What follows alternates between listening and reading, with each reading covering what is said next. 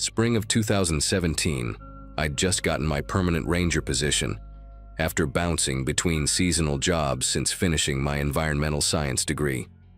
Cedar Falls National Park sprawled across 300,000 acres of wilderness, and I was responsible for the northern sector, the most remote part where cell service died after the first ridge.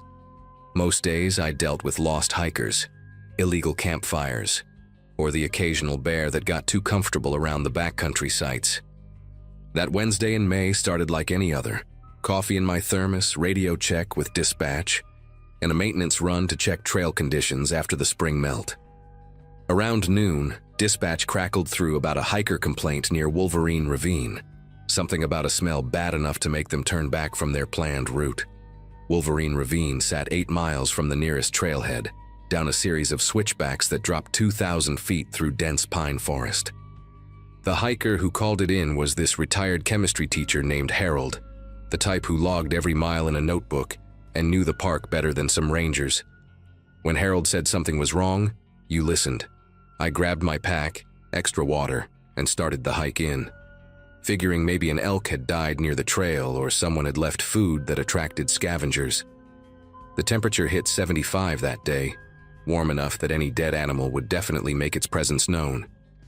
By the time I reached the ravine entrance, sweat soaked through my uniform shirt and gnats swarmed around my face, but nothing prepared me for the wall of stench that hit when the wind shifted. Death has this particular smell that gets into your throat and stays there, and this was definitely death, but mixed with something chemical like old motor oil and ammonia. I pulled my shirt up over my nose and followed the smell off the main trail, pushing through manzanita bushes that scratched my arms even through the long sleeves. About 40 feet down the ravine's steep slope, wedged between 2 boulders and partially covered with branches that someone had clearly arranged on purpose, I found her. Female, maybe mid-30s based on the clothing style, though decomposition made it hard to tell much else. What struck me immediately wasn't just finding a body. We'd had deaths in the park before, heart attacks on trails, climbing accidents, even a suicide 2 years back. What made my skin prickle was the location. This spot was impossible to reach without serious rock climbing skills, the kind that required ropes and anchors, and she was wearing jeans and running shoes, not hiking gear. I radioed dispatch for backup and the coroner, gave them GPS coordinates, then started documenting everything with my phone camera while waiting. The branches covering her had been cut with something sharp, not broken naturally, and arranged in this deliberate crisscross pattern. Her wrists showed ligature marks even through the decay, and there was duct tape residue on what remained of her jacket. But the detail that really got me was her jewelry, a distinctive turquoise bracelet with silver feather charms that looked handmade, expensive, definitely not something you'd wear hiking. I spent the next hour searching the immediate area for any trail evidence, footprints, torn clothing, anything that might explain how she got here. The only access was this near-vertical rock chute that even experienced climbers in our rescue team avoided.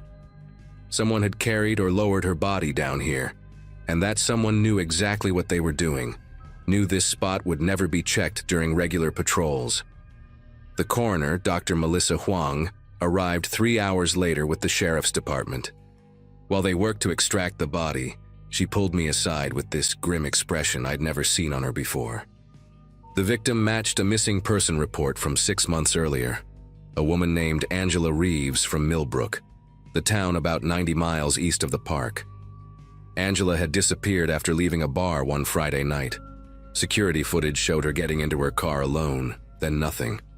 Her car was found abandoned on Highway 89 2 days later, but that was still 60 miles from where we stood now.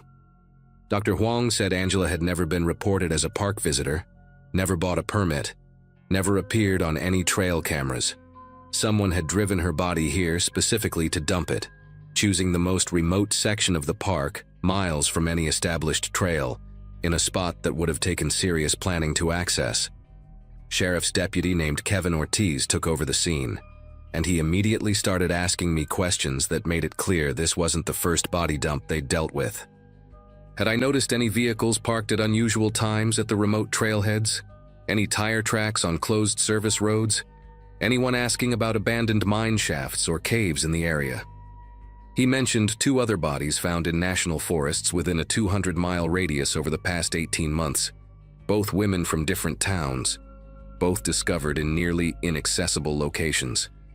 When I asked if they thought it was a serial killer, Kevin shook his head and said it was worse than that.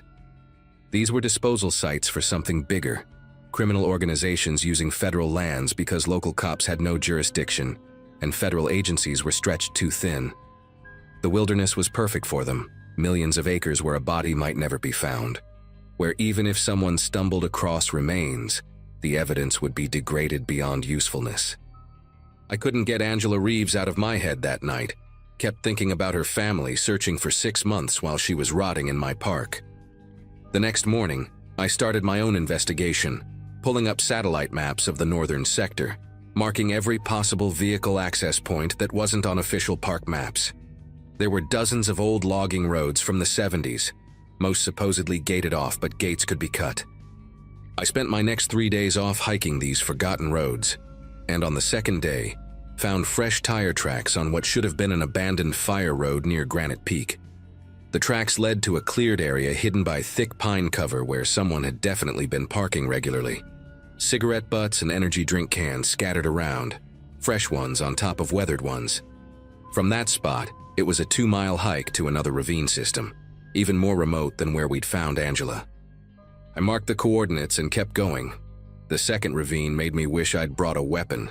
About 300 yards in, the smell hit again, that same mix of decomposition and chemicals. This time I found 3 of them, different stages of decay, all women, all showing signs of violence, all carefully positioned in natural depressions and covered with branches in that same crisscross pattern. One still had blonde hair visible, synthetic extensions that hadn't decomposed, and a tattoo on her ankle of a butterfly with the name Sophia underneath. Another wore a medical alert bracelet for diabetes. The third was mostly bones, but the skull showed dental work, expensive veneers that someone would have records of.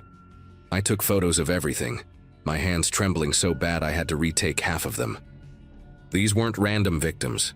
These were people with families, jobs, medical histories, women who'd been erased from their communities and hidden in mine. I called Kevin directly instead of going through dispatch. Figured the fewer people who knew about this, the better, until we understood what we were dealing with. He brought a full forensics team and 2 FBI agents who'd been investigating similar dumps in Nevada and Utah. Agent Diana Price, this woman with sharp gray eyes who looked like she hadn't slept in weeks, told me I'd found what they'd been searching for, the primary disposal site for a trafficking ring that operated along the Interstate 80 corridor. They moved women between cities for forced prostitution, and when someone became too much trouble, got too sick or tried to escape, they ended up here. The chemical smell I'd noticed was industrial lime, used to accelerate decomposition and destroy DNA evidence. They'd been using my park for at least 2 years based on the decay rates, maybe longer. Diana said the people running this had to have someone local, someone who knew the park's patrol schedules, the seasonal patterns, when areas would be completely deserted. That comment about someone local made me think about every interaction I'd had differently. The contractors who maintained the remote facilities, the seasonal workers who came and went, even some of my fellow rangers who always volunteered for the cushier assignments near the visitor center. I started carrying my service weapon even on routine patrols, double-checking my truck for tampering each morning, varying my routes so no one could predict where I'd be. A week after the FBI removed the bodies, I was checking the northern boundary fence when I found something that confirmed my paranoia was justified. Fresh boot prints led to a tree where someone had installed a trail camera, one of those high-end models hunters use, positioned to watch the old fire road I'd discovered. The memory card was missing, but the camera was still warm, meaning someone had been here within the hour, watching me investigate, documenting my movements. The warning started small, but got progressively worse over the next 2 weeks. First, I found branches arranged in an arrow pattern pointing away from the ravine areas, laid out deliberately across the trail I used for morning patrols. Then someone slashed my personal truck's rear tire while it was parked at my cabin inside the park, even though the residential area was supposed to be secure, accessed only by employees with key cards. They wanted me to know they could reach me anywhere, The third warning came when I was returning from a night patrol and found fresh vehicle tracks in my driveway, circling my cabin 3 times, the driver never getting out, just circling and leaving. The tracks were from heavy tires, the kind on commercial trucks, and they'd been careful to stay on the gravel where individual tread patterns wouldn't show clearly. But the message was obvious. They knew where I lived, knew when I wasn't home, knew my schedule well enough to leave their calling card without being caught. The final warning was the one that made me request an immediate transfer. I woke up at 3 in the morning to my dog going absolutely crazy, barking and snarling at the bedroom window. When I looked out, there was a single work glove placed on my truck's side mirror, the exact same brand our park maintenance crew used, still damp with what looked like blood but turned out to be transmission fluid when I had it tested later. Attached to the glove with a zip tie was a photo printed on regular paper, grainy but clear enough to see it was me at the second ravine, taking pictures of the bodies. Someone had been watching that entire time, close enough to photograph me but hidden well enough that I never knew they were there. On the back of the photo, someone had written a single line in block letters: "Rangers who get lost, stay lost." I packed that night, called Agent Price, and was in protective custody by dawn while the FBI took over the investigation. 6 months later, they arrested 14 people, including 2 park maintenance workers and a county sheriff's detective who'd been feeding the trafficking ring information about investigations. The maintenance guys, brothers named Robert and James Novak, had been using their access to scout disposal sites and monitor ranger patrol patterns for 3 years. They'd even helped search for missing hikers a few times, knowing exactly where the bodies were because they'd put them there. The detective, a 20-year veteran everyone respected, had been taking payments to misdirect missing person cases and warn the ring when agencies got too close. They found 17 more bodies across 3 states using information from the arrests.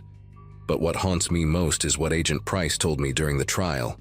They estimated at least 30 more victims were still out there, hidden in places so remote they might never be found. Women whose families would never get closure. I work at a state park in Michigan now.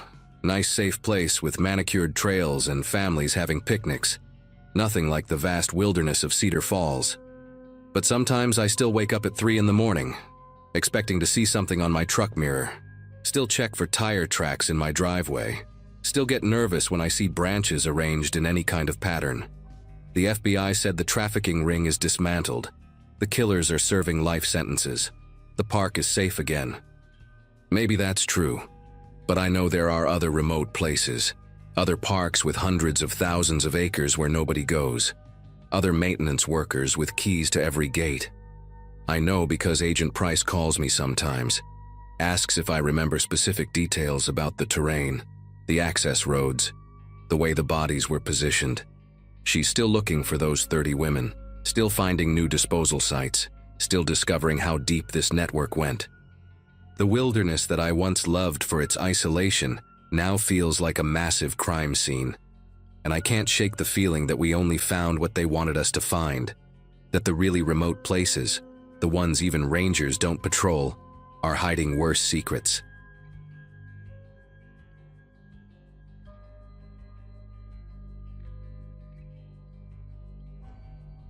June in the mountains meant wildfire season, and somebody had to staff the remote observation posts. After 12 years with the Forest Service, rotating through the backcountry stations had become routine for me. Pine Ridge Cabin sat 14 miles from the nearest paved road, accessible only by a narrow dirt track that switchbacked through dense forest. Most rangers hated the isolation, especially the night shifts, but I actually preferred them. The silence gave me time to catch up on paperwork, monitor the radio channels, and watch for any signs of smoke on the horizon. That particular evening started like any other. I'd driven up just before sunset, relieving Greg, who'd covered the previous 3 days. He looked exhausted, mumbled something about a family of bears getting too comfortable near the outhouse, and practically ran to his truck. By 9 p.m., I'd settled in with my coffee, logbooks spread across the desk, the radio crackling softly with the usual chatter from dispatch and other stations scattered across the forest. Around 11:30, the radio static shifted into something else. At first, I thought another ranger was trying to reach me through interference, maybe from behind one of the ridges where signals got choppy, but the transmission wasn't following protocol. No call sign, no station identifier, just fragments of sound bleeding through the white noise. I adjusted the squelch, turned the dial slowly, trying to clean up the signal. What came through made me set down my coffee mug. It sounded like someone crying, muffled and distant, mixed with broken syllables that didn't form complete words. Then, clear as day between the static bursts, I heard it. A whisper, barely audible but unmistakable. My name. Not my call sign or ranger designation, but my first name, Claire, drawn out slow, like someone was tasting each letter. I grabbed the handset immediately, following procedure even though every instinct told me something was wrong. Protocol demanded I check with dispatch first, verify if any search and rescue teams were operating nearby, maybe dealing with an injured hiker or lost camper. Dispatch came through crystal clear, which made their response even more unsettling. Nancy, the night dispatcher I'd known for years, sounded confused when I described the transmissions. She checked her boards, called the other stations, even reached out to the sheriff's department to see if they had any operations running. Nothing. No search teams, no emergency responses, nobody authorized to be on Forest Service frequencies within 50 miles of Pine Ridge. She suggested it might be atmospheric skip, radio waves bouncing off the ionosphere and carrying signals from hundreds of miles away. It happens sometimes in the mountains, but atmospheric skip doesn't whisper your name.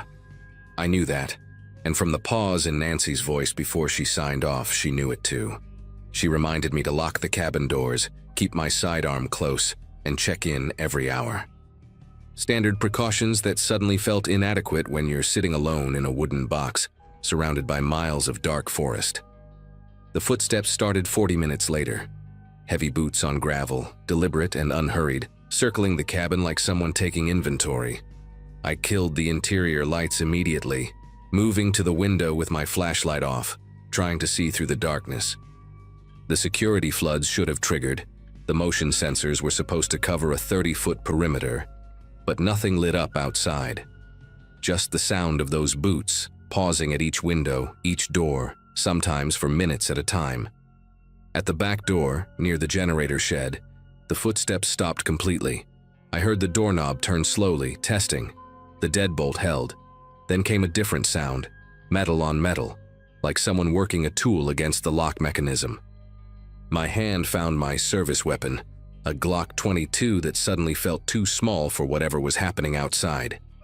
The scratching at the lock continued for maybe 2 minutes before the footsteps resumed their circuit, moving toward the front of the cabin where the main entrance faced the access road. I needed to check the power situation, figure out why the security lights had failed. The main breaker panel was mounted on the exterior wall near the generator, which meant going outside. Not an option while someone was out there stalking the perimeter, but I could access the backup battery system from inside, a small closet near the radio desk that housed the emergency power inverter. When I opened the panel door, the LED indicators were all dark, dead. The batteries should have kicked in automatically when the main power dropped, keeping essential systems running for at least 12 hours. I grabbed my flashlight, shielding the beam with my fingers to create just enough light to see. The thick gauge wires that connected the batteries to the inverter had been cut clean through, not chewed by rodents or worn from age, but severed with precision. Someone had been inside the cabin before my shift started, maybe during the day when Greg was out doing his rounds. They'd sabotaged the backup power, knowing exactly which wires to cut, understanding our emergency systems better than most rangers did. The radio crackled again, and this time the voice was clearer. A man, speaking in a monotone that made my chest tighten. He recited details about me like reading from a file, my middle name, which wasn't on any of my work documents, the make and model of my personal vehicle parked outside, the fact that I lived alone in a rental duplex on Sycamore Drive back in town, Unit B, with the cracked concrete step I'd been meaning to report to my landlord for months. He knew I jogged the Riverside Trail every morning when I wasn't on duty, usually around 6:30, past the old railroad bridge where the homeless camps used to be. He mentioned the coffee shop where I grabbed breakfast most Sundays, the corner booth I preferred by the window. Then he said something that made me stop breathing for a moment. He described the scar on my left shoulder blade, a jagged line from a climbing accident when I was 19, something you'd only see if you watched me changing clothes. The transmission cut to static before I could respond, leaving me standing in the dark with the severed wires at my feet. My training kicked in through the panic. First priority, establish communication with dispatch. The radio still worked, running on its own battery pack, but I needed to be strategic. If this guy was monitoring the frequency, broadcasting my situation would tell him exactly what I was planning. I switched to the emergency channel, used my personnel code, and kept the message brief. Told Nancy we had a Code 3 situation, potential hostile at Pine Ridge, requesting immediate law enforcement backup. She responded instantly, said units were rolling from town, but it would take them at least 90 minutes to reach my position. 90 minutes. In the city, that's a movie and a half. Out here, alone with someone who'd been studying me for God knows how long, it might as well have been a week. Nancy stayed on the line, her voice steady and professional, but I could hear the tension underneath. She kept asking if I was secure, if I needed medical, if I could provide a description. I told her I was barricaded inside, armed, and couldn't see the subject. What I didn't tell her was that I could hear him again, not walking anymore, but dragging something heavy across the gravel toward the front door. The sound stopped directly outside, followed by a wet splashing noise and the sharp smell of gasoline seeping through the doorframe. My mind raced through the possibilities, none of them good. The cabin was old wood, dry as kindling after months without rain. If he lit it up, I'd have maybe 3 minutes before the whole structure became an inferno. Going out the back meant running blind into the forest where he could be waiting. The windows were too small to squeeze through quickly, designed to keep bears out, not to provide emergency exits. I grabbed the fire extinguisher from the kitchen, knowing it was pathetically inadequate against what was coming. Then I heard the match strike. One single match, the sulfur tang mixing with the gasoline fumes. But instead of the whoosh of flames, there was silence. Then his voice, not through the radio this time, but right outside the door, calm and conversational like we were discussing the weather. He said he'd been watching me for 3 months, learning my patterns, waiting for the perfect opportunity. Tonight was supposed to be simple, he said. But now that the cops were coming, plans had to change. He started talking about other women, other cabins, other nights that ended differently. Jennifer in Washington State, a park volunteer who disappeared 2 years ago. Lisa from Colorado, another solo ranger whose body they found at the bottom of a ravine, ruled an accident. He knew details that never made the news, things only the killer would know. The way Jennifer had tried to radio for help but couldn't get a signal. How Lisa had hidden in the supply closet for 6 hours before he found her. He was building his resume, wanting me to understand exactly who was standing outside my door. Then he mentioned something that changed everything. He said Greg, my colleague who'd worked the previous shift, never made it home. His truck was about 2 miles down the access road, pushed into a gully, with Greg stuffed in the trunk. That family of bears he'd mentioned, the exhaustion, the rush to leave, none of it was real. It was this man, wearing Greg's uniform, standing 3 feet from me in the cabin, close enough that I'd smelled the cigarette smoke on his jacket. He'd handed me the logbook, discussed the weather patterns, acted out a perfect performance, while probably still covered in Greg's blood. The gasoline puddle under the door hadn't been lit. It was a test, he explained, to see if I'd panic and run out the back where he'd set up something special. When I held my position, he knew I was smarter than the others. That made it more interesting, he said. The sheriff's units would arrive eventually, find the cabin intact, me missing, blood somewhere that could be mine, or could be from the deer carcass he'd dragged up from the valley. They'd search for weeks, maybe find some of my gear scattered in different directions, each piece telling a different story about which way I'd gone. He had experience making people disappear in wilderness areas where search grids covered thousands of acres, and scent dogs lost trails at creek crossings. But first, he needed me to come outside voluntarily. The gasoline was just encouragement. What came next would be worse. I heard him walking away from the door, his footsteps heading toward where my truck was parked. The sound of glass breaking told me he was smashing my windows, and then came another splash of gasoline, this time followed immediately by the roar of flames. My truck burning meant no escape route, but it also meant something else. Fire in dry conditions would spread, create smoke visible for miles, bring every available resource running. He'd made a mistake, let his need for psychological torture override his planning. I radioed Nancy with my exact coordinates, told her about the vehicle fire, Greg's probable location, and the confession about the other victims. She was already patching through to state police, FBI, everyone who could move faster than the local sheriffs. Through the window, I watched my truck become a torch, flames reaching up toward the pine canopy. That's when I saw him clearly for the first time, silhouetted against the fire. Tall, maybe 6'2", built like someone who spent time in these mountains, wearing tactical gear that wasn't Forest Service issue. He had a rifle slung over his shoulder, looked like a Remington 700, the kind hunters used for elk. He was focused on the burning truck, seemed to be enjoying the destruction, and that gave me the opening I needed. I moved to the back door, the one he'd tested earlier, slipped the deadbolt as quietly as possible, and eased outside into the darkness behind the cabin. The forest floor was thick with pine needles that muffled my steps as I circled wide, keeping the cabin between us, moving toward the trail that led up to the old fire watchtower a quarter mile above. If I could reach it, I'd have high ground, better radio signal, and a defensive position until help arrived. But 50 yards from the cabin, I found his trap. Steel cable stretched between trees at ankle height, nearly invisible in the darkness. If I'd run out the back door in panic like he'd expected, I would have hit it at full speed. Further along, I could make out other cables, probably creating a funnel towards something worse. I stepped over carefully, continued up the slope, and that's when I heard him discover I'd left the cabin. His roar of rage echoed through the forest, followed by gunshots, 3 rounds punching through the cabin walls. He was shooting blind, furious that his script had been broken. The sound of helicopter rotors in the distance made him stop. State police, Nancy had said, were already airborne when my call came in, responding to another incident. They'd diverted immediately. The searchlight hit the clearing 30 seconds later, illuminating everything, the burning truck, the cabin, and him, standing in the open with his rifle, looking up at the helicopter like he was calculating odds. He ran. Not toward the forest where he might have evaded capture for days, but straight to the access road, where he must have stashed a vehicle.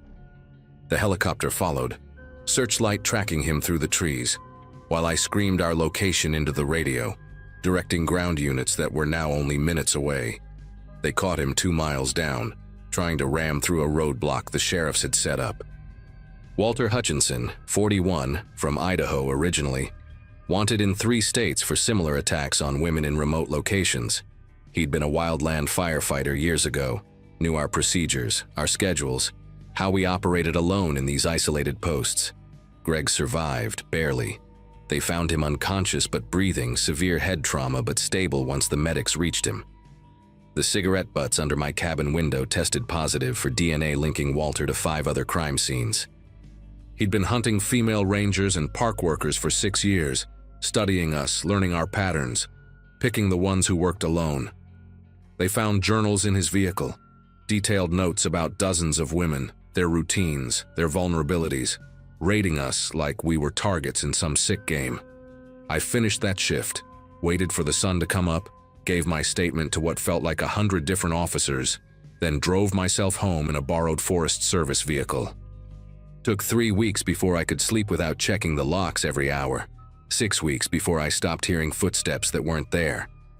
The department offered me a transfer to an administrative position, desk work in a nice safe office with security cameras and key card access. I turned it down. Maybe that sounds crazy, but these mountains, this job, they're part of who I am. Walter Hutchinson doesn't get to take that from me. They've changed procedures now, though. Nobody works the remote cabins alone anymore. Always teams of 2. Panic buttons that signal GPS coordinates directly to law enforcement. Infrared cameras that can't be disabled from outside. But sometimes, during those long, quiet nights when I'm back at Pine Ridge with my new partner sleeping in the next room, I still hear it.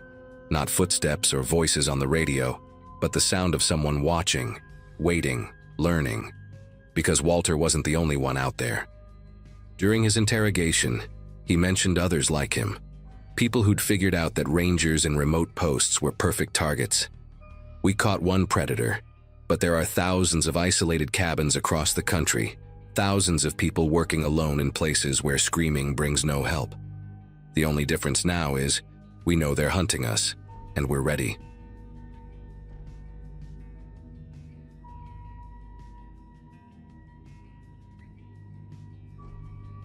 "5 years into being a park ranger, and I thought I'd seen everything the backcountry could throw at me. Bears breaking into supply sheds, hikers getting lost with their GPS still showing full bars, illegal grow operations hidden in the deep ravines.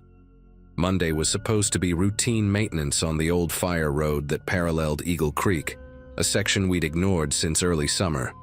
My supervisor wanted it cleared before hunting season brought the service trucks through. I remember finishing my second cup of coffee at the station, checking the weather report showing clear skies all week, and loading my chainsaw and brush clearing tools into the truck. The drive out took 40 minutes on winding mountain roads, past the tourist overlooks where families would stop for photos later in the day. At the trailhead, I strapped on my work belt, shouldered my pack with water and emergency supplies, and started the 6-mile hike to where the real work would begin. 2 miles in, right where the trail hooks around this massive chunk of granite that looks like God dropped it there as an afterthought, I saw something that made me pull up short. A wire, thin as fishing line but definitely metal, stretched across the path at shin height. Morning dew had collected on it, creating tiny prisms in the early sunlight. My brain immediately went to poachers, since we'd been dealing with illegal deer snares for months.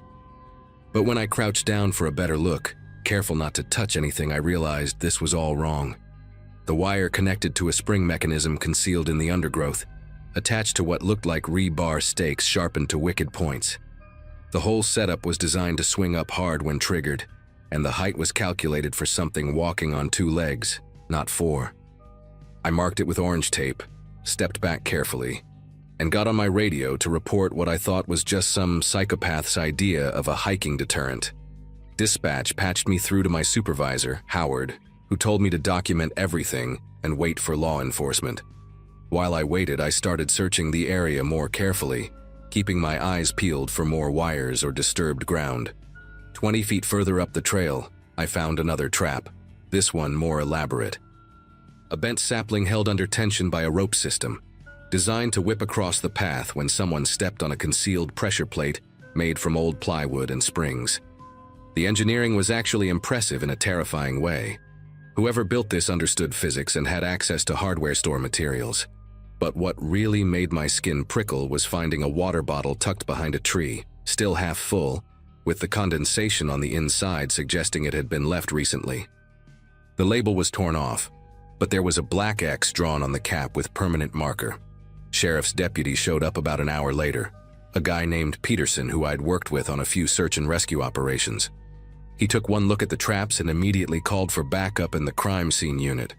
While we waited, he asked if I'd noticed anything else unusual in the area lately. That's when I remembered something from the previous week. A hiker had reported finding a backpack off-trail near Osprey Point, about 3 miles from where we were standing.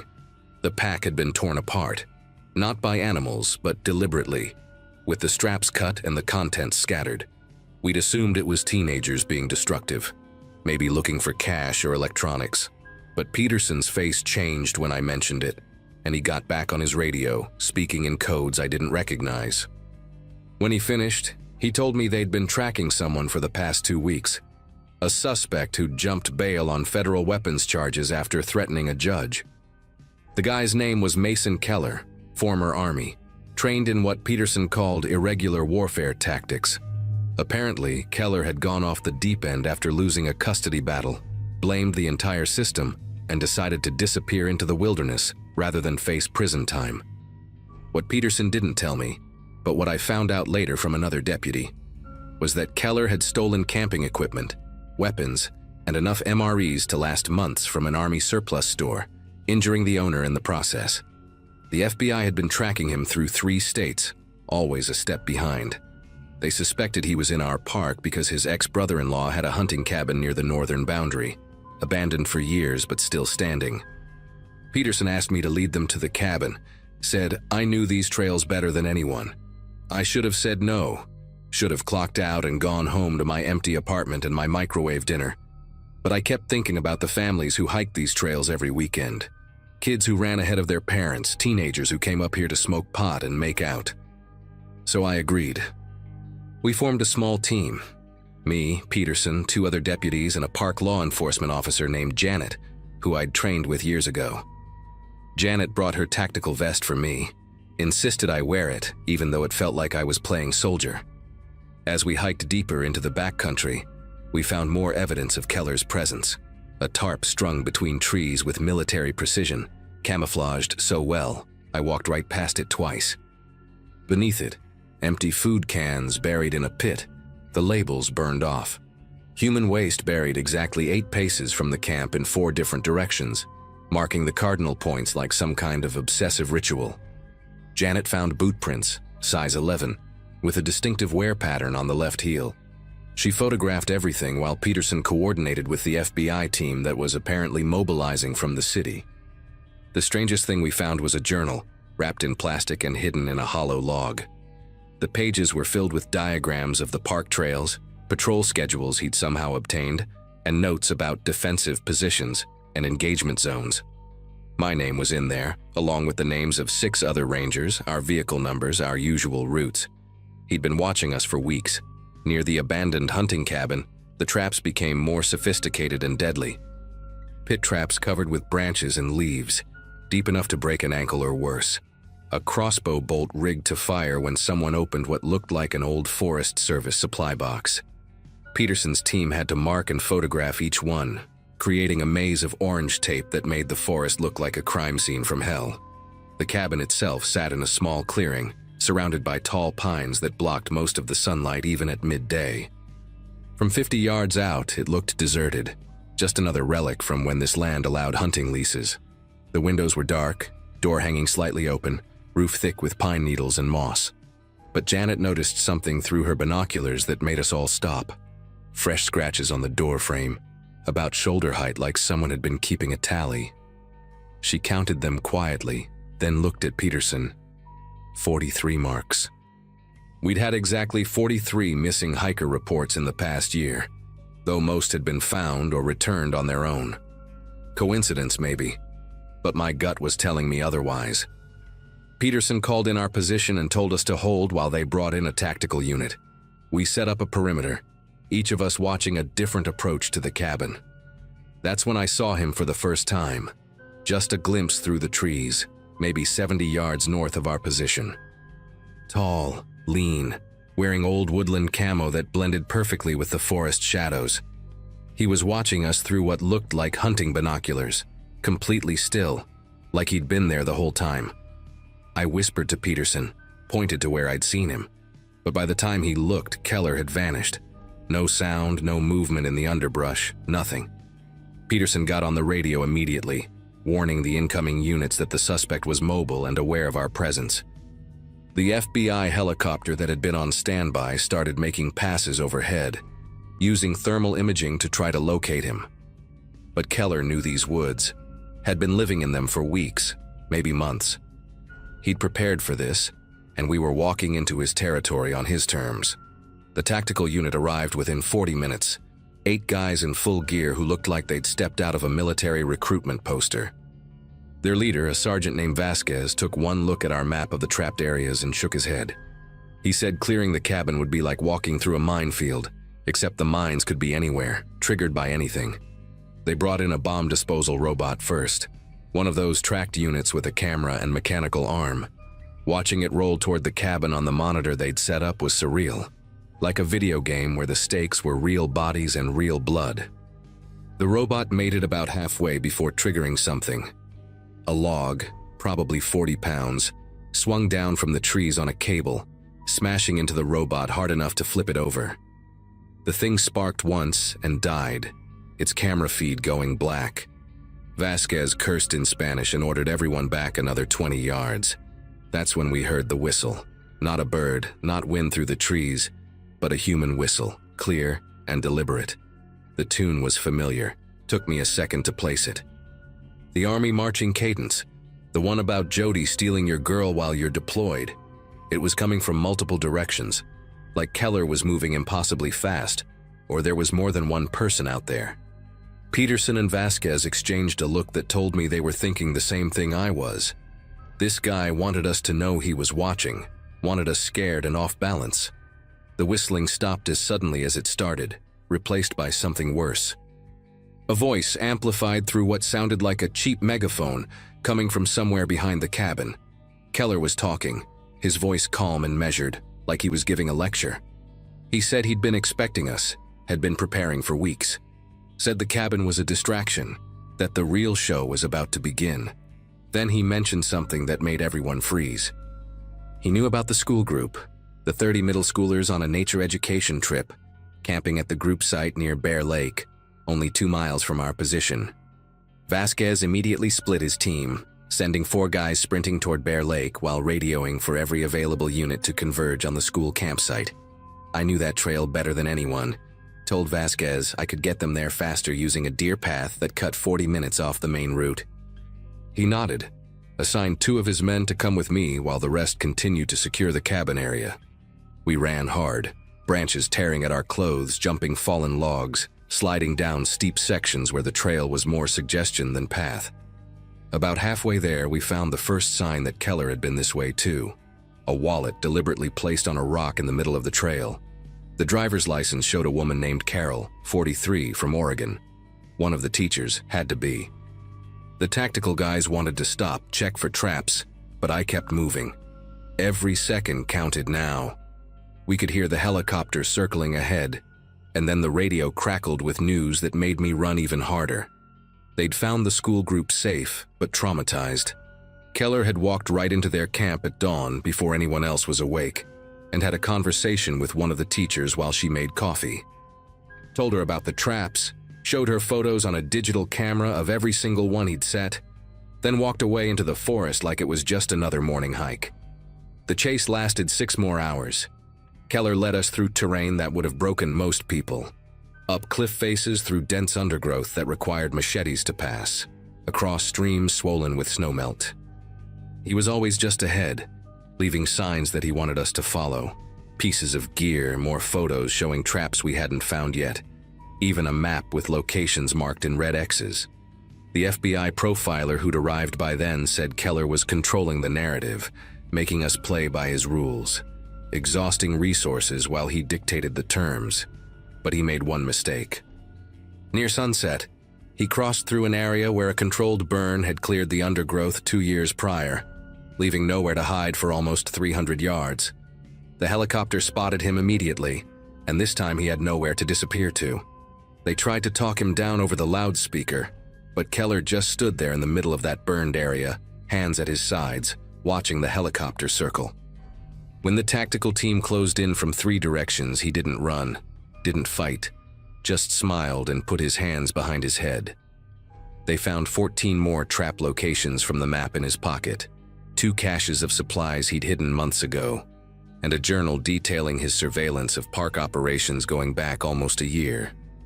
During his interrogation, which I watched parts of later, he said he'd never intended to hurt anyone, just wanted to prove how vulnerable the system was, how easy it would be for someone with actual malicious intent. The traps, he claimed, were all demonstrations, carefully placed where he knew Rangers would find them before civilians did. The prosecutor didn't buy it. Neither did I. Mason Keller got 25 years federal time, no possibility of parole for 15. They cleared every trail in the park twice, found 67 traps total, some so well hidden they needed metal detectors to locate them. The park stayed closed for 3 weeks while they made sure it was safe. When we reopened, attendance was down 70%. Families didn't trust that we'd found everything, and maybe they were right. Sometimes when I'm out checking trails, especially on that old fire road where I found the first wire, I still look twice at every shadow, test the ground before I take a step, and wonder what else might be out there. waiting.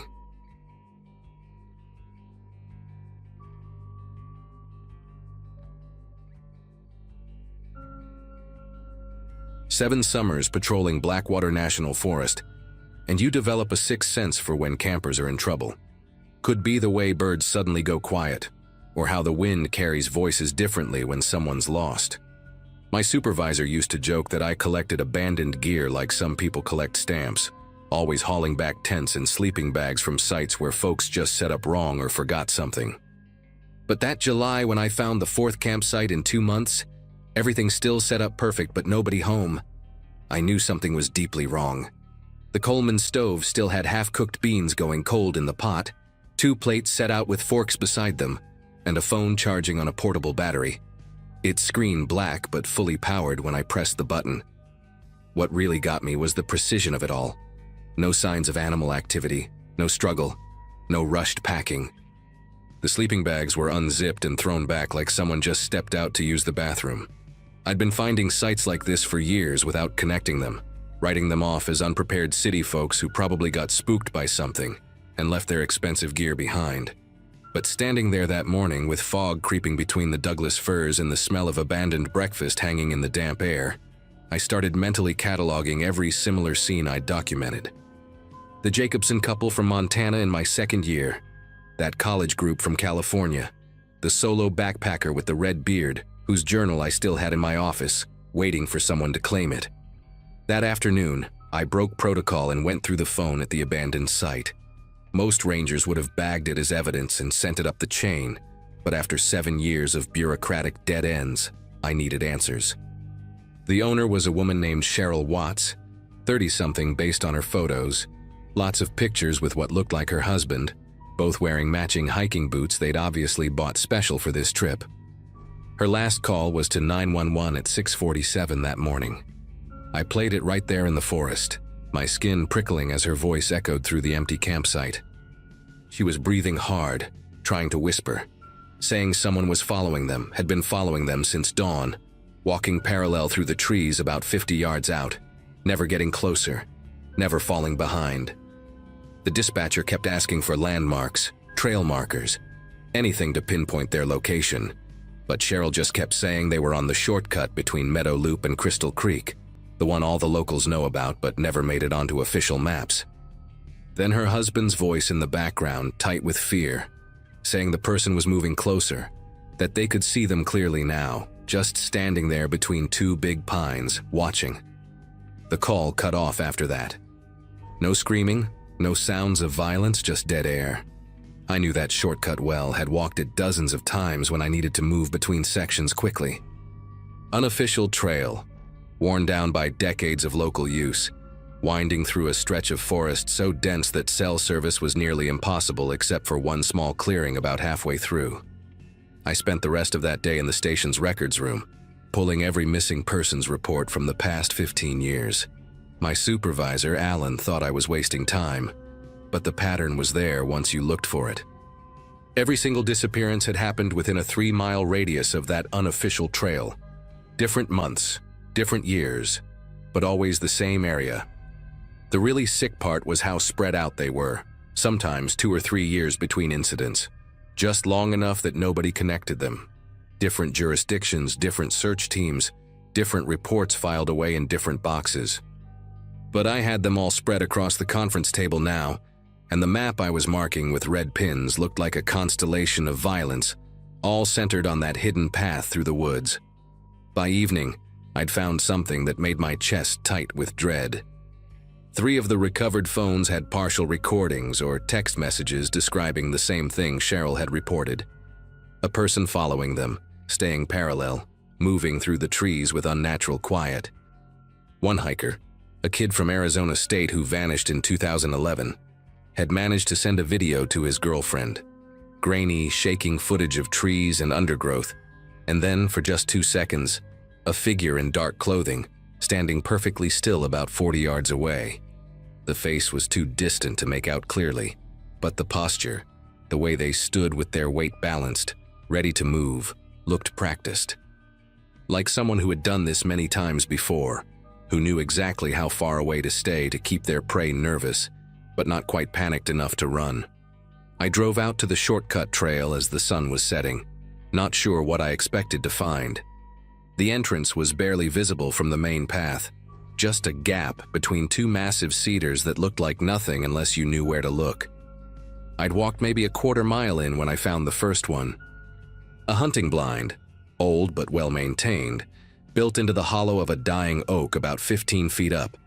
From that position, you could see anyone coming up the trail for about 200 yards, but they'd never see you.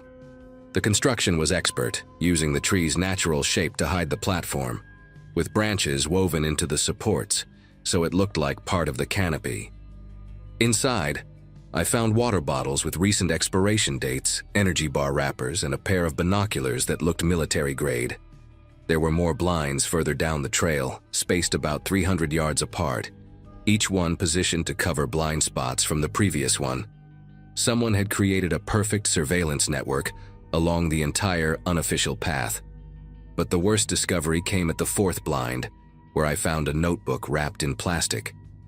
Pages and pages of observations, written in cramped, neat handwriting. Times, dates, descriptions of hikers, details about their gear, their pace, whether they were experienced or amateur. Some entries had check marks next to them. When I cross-referenced the dates with my missing persons files back at the station, every check mark matched a disappearance. The last entry was from 3 days ago, describing Cheryl and her husband in perfect detail, down to the color of their backpack straps. My radio crackled to life, Alan asking for my position. I told him to send everyone he could to the shortcut trail, that I'd found evidence of a serial predator. While waiting for backup, I kept reading through the notebook, trying to understand the pattern. The writer never hunted locals, only outsiders who stumbled onto the unofficial trail by word of mouth or accident. They watched for days sometimes, learning routines, waiting for the perfect moment when the hikers would be in that cellular dead zone. The level of patience was staggering. Some entries tracked the same group for a week before they either left the area or got marked with that checkmark. The handwriting occasionally mentioned the collection point, always in reference to a location deeper in the forest, past where the unofficial trail ended. Sheriff's Department arrived within an hour, along with state police and 2 FBI agents who happened to be working another case nearby. We set up a command post at the trail entrance, and by midnight, we had K9 units working through the forest. The dogs picked up a scent trail from the last blind that led deeper into the wilderness, into an area that technically wasn't even part of the park anymore.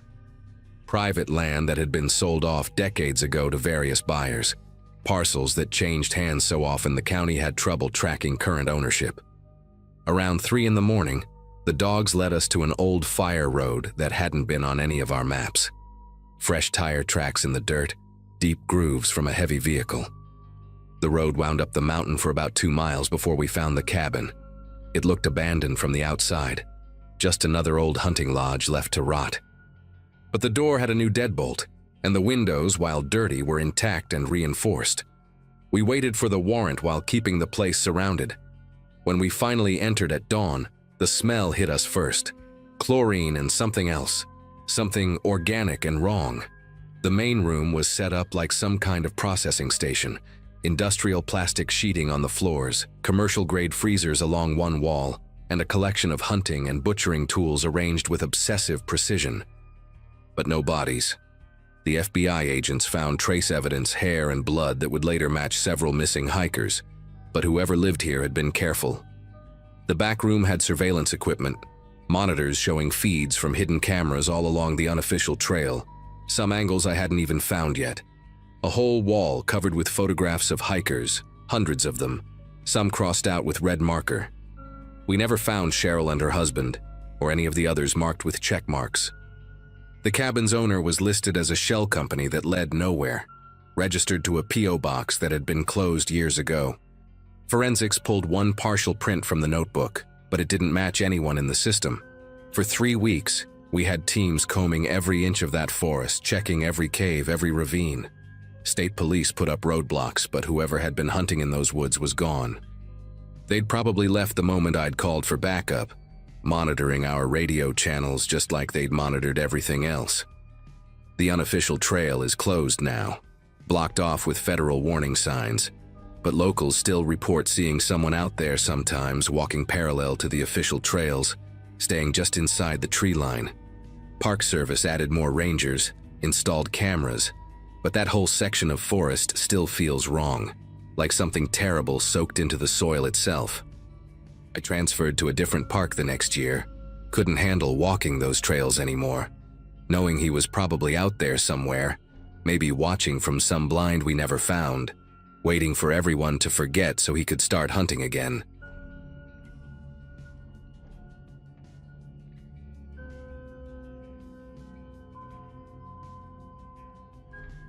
Everything started with a missing person report that landed on my desk on a humid Monday morning in 2012. I was a park ranger at Whispering Pines National Forest in northern Wisconsin, and missing hikers were part of the job. Most turned up within 12 hours, dehydrated and embarrassed, with stories about taking a wrong turn at some creek or following a deer trail by mistake. But something about this one gnawed at me. The missing hiker, a guy named Paul Simmons, had logged his route with the station, carried a GPS beacon, and had 15 years of backcountry experience. Guys like that don't just vanish. My supervisor wanted me to check Zone 4, the most remote section of the park where Paul had planned to set up camp. I grabbed my gear, kissed my wife Amy goodbye, and headed out before dawn, expecting to find him nursing a broken ankle somewhere off trail. Zone 4 sits about 8 miles from the main ranger station, connected by a service road that floods out every spring and stays muddy well into summer. Only rangers and maintenance crews know about it, which keeps the tourist traffic to zero. I parked my truck near the abandoned fire watchtower and started hiking toward the backcountry sites. The morning air hung thick and still, without even a breeze to move the pine branches overhead. About half a mile in, I spotted fresh drag marks cutting through the underbrush. They started near a fallen log and disappeared into a thick cluster of mountain laurel. The marks were maybe 3 days old, carved deep into the soft earth, with a strange pattern that suggested someone had been pulling something heavy while trying to stay hidden from the trail. I pushed through the laurel branches, following the disturbed ground for about 30 yards, when that familiar sick, sweet smell of decomposition hit me like a physical wall. The shallow grave was barely 2 feet deep, hastily covered with loose dirt and pine needles that had already started to scatter. Paul's body lay face down, his limbs arranged in an unnatural position that made my chest tighten. But what really got me was what was missing. No backpack, no boots, no jacket. Even his thick camping pants were gone. He was left in just his underwear and a torn base layer shirt. The ground around the grave showed no signs of a struggle, no blood spatter on the nearby trees. Nothing to indicate he'd fought back. I radioed it in immediately, trying to keep my voice steady while giving coordinates to dispatch. Within an hour, the place was crawling with state police and crime scene techs. I stood back watching them work, but something kept bothering me about the scene. The drag marks didn't lead from any established trail or campsite. They came from deeper in the forest, from an area where nobody should have been camping. While the investigators processed the scene, I couldn't stop thinking about how Paul had been positioned. His arms were crossed over his chest, almost respectfully, like someone had taken time to arrange him after death. Detective Riley, a veteran cop with 20 years under his belt, pulled me aside and asked about other missing hiker cases. I told him we averaged maybe 2 or 3 a year, usually resolved within days, but his question got me thinking. That night, I went home and pulled up our incident database on my laptop while Amy slept beside me. I started cross-referencing missing persons reports with body recovery locations, going back through our digital records from 2008 when they'd switched from paper files. What I found made me get up and pour myself a drink. Over the past 4 years, we'd recovered 7 bodies in the backcountry zones. All hikers, all found in shallow graves, all missing their gear. Every single one had been discovered by a ranger during routine sweeps, never by civilians. The locations weren't random either. They were all near unofficial trails that only park staff used for maintenance access. The next morning, I drove to the records building in town and convinced old Martha, the clerk who'd been there since the 80s, to let me into the basement archives. The paper files went back to 1997, yellowed and smelling of mildew, but meticulously organized. I spent 6 hours down there, photographing pages with my phone, building a timeline that made me increasingly uneasy. The pattern went back further than I'd thought. 15 years of bodies, all found the same way. What scared me most was the precision. The killer knew our patrol schedules, knew which routes we checked and when. He was timing the bodies to be discovered within a specific window, fresh enough that evidence remained, but decomposed enough that immediate pursuit was impossible. I found a map in one of the old files where a previous ranger had marked body recovery sites with red X's. When I overlaid it with our current patrol routes, my mouth went dry. The bodies formed a perfect circle around the ranger station, each one positioned at maximum distance from the others, like someone was marking territory. On Wednesday morning, 3 days after finding Paul, I got a call at 4 a.m. Another body, this time in Zone 7 on the opposite side of the park. Same setup, shallow grave, missing gear, body arranged with care. The victim was a woman named Ruth Chen, reported missing 5 days prior. But here's what made me nearly lose it. She'd been killed after Paul, even though Paul's body was discovered first. The killer had adapted to our discovery, had continued hunting even while police were processing the first scene. Detective Riley met me at the location, and I could see the same realization dawning on his face. We weren't dealing with someone who killed and ran. This was someone who lived here, who knew the forest better than most rangers, who was watching us scramble to understand his game. Riley asked me to list everyone with intimate knowledge of park operations, staff, former employees, local hunters with special permits. The list was shorter than you'd think, maybe 40 names total. But as I wrote them down, I kept thinking about those drag marks, about the strength required to move a body that distance, about the patience needed to wait for exactly the right moment to leave them for us to find. That afternoon, I did something I probably shouldn't have. I went back to Zone 4 alone to Paul's recovery site after the crime scene tape had been removed. I wanted to understand the drag pattern better, to figure out where the killer had come from. I followed the marks backward, deeper into the forest, using my GPS to mark waypoints. After about 300 yards, the marks disappeared at a creek bed. But across the water, I found something that made my skin prickle. A hunting blind, ancient and overgrown, probably from before the area became protected land. Inside were old candy wrappers, fresh ones, the kind sold at the gas station 20 miles away. Someone had been using this spot recently, watching the trails, waiting. Photographed everything and got out of there fast, but I couldn't shake the feeling that I was being watched. On the drive back, I kept checking my mirrors, paranoid that someone was following me. Amy noticed something was wrong when I got home. I was jumpy, double-checking the locks, closing all the curtains. I couldn't tell her everything. How do you explain that someone might be targeting rangers, using us as unwitting participants in their sick game? The investigation shifted into high gear after the second body. FBI agents arrived from Milwaukee, setting up a mobile command center in the visitors' parking lot. They interviewed every park employee, past and present, ran background checks, analyzed trail camera footage from the past 6 months. But nothing concrete emerged. The killer was too careful, too familiar with our blind spots. Then Detective Riley made a connection that chilled me to the bone. He pulled up weather data for each body discovery. Every single one happened during or just after a heavy rain. The killer was using weather patterns to wash away forensic evidence, while ensuring the bodies would be discovered on schedule, knowing exactly when rangers would need to check for trail washouts and damaged areas. This wasn't just someone who understood the forest. This was someone who understood our emergency response protocols, who knew that rain meant mandatory trail inspections within 48 hours. Riley and I went through the staff duty rosters, comparing them to the discovery dates. My supervisor, Ben Hawkins, had been on duty for 12 of the 15 discoveries. So had I, actually, though I'd only been there for 4 years. The realization that we were both potential suspects made me sick. Friday night, a week after finding Paul, I was working late at the station, going through old personnel files the FBI had requested. The building was empty except for me and the night dispatcher, Eddie, who was half asleep at his desk. Around 11 p.m., I heard something that made me stop typing, the back door to the equipment shed opening. That door was supposed to be locked, only accessible with a ranger keycard. I grabbed my flashlight and walked out to investigate, my heart hammering against my ribs.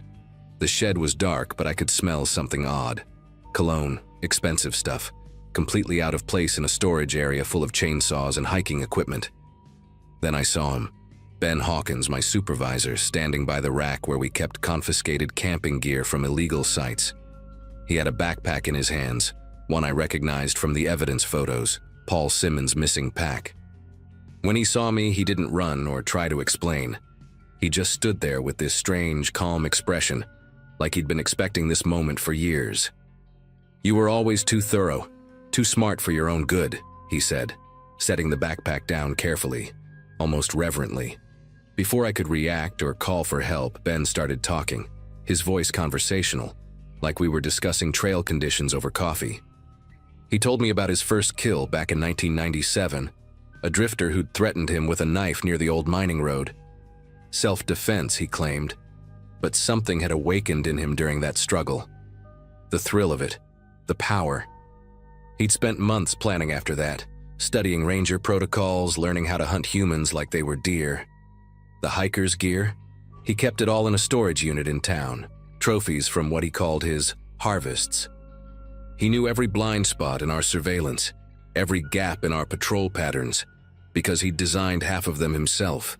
The bodies placed in a circle?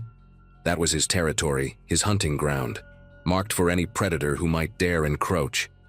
He'd been selecting victims carefully, experienced hikers who wouldn't go down easy, people whose disappearances would be noticed but not immediately suspicious.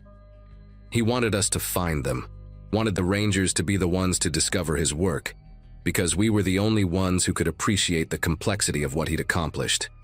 As he spoke, I slowly reached for my radio, but he saw the movement and laughed.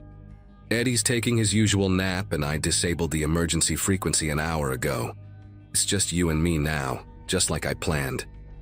The strange thing about fear is how it can sharpen your mind while your body wants to shut down.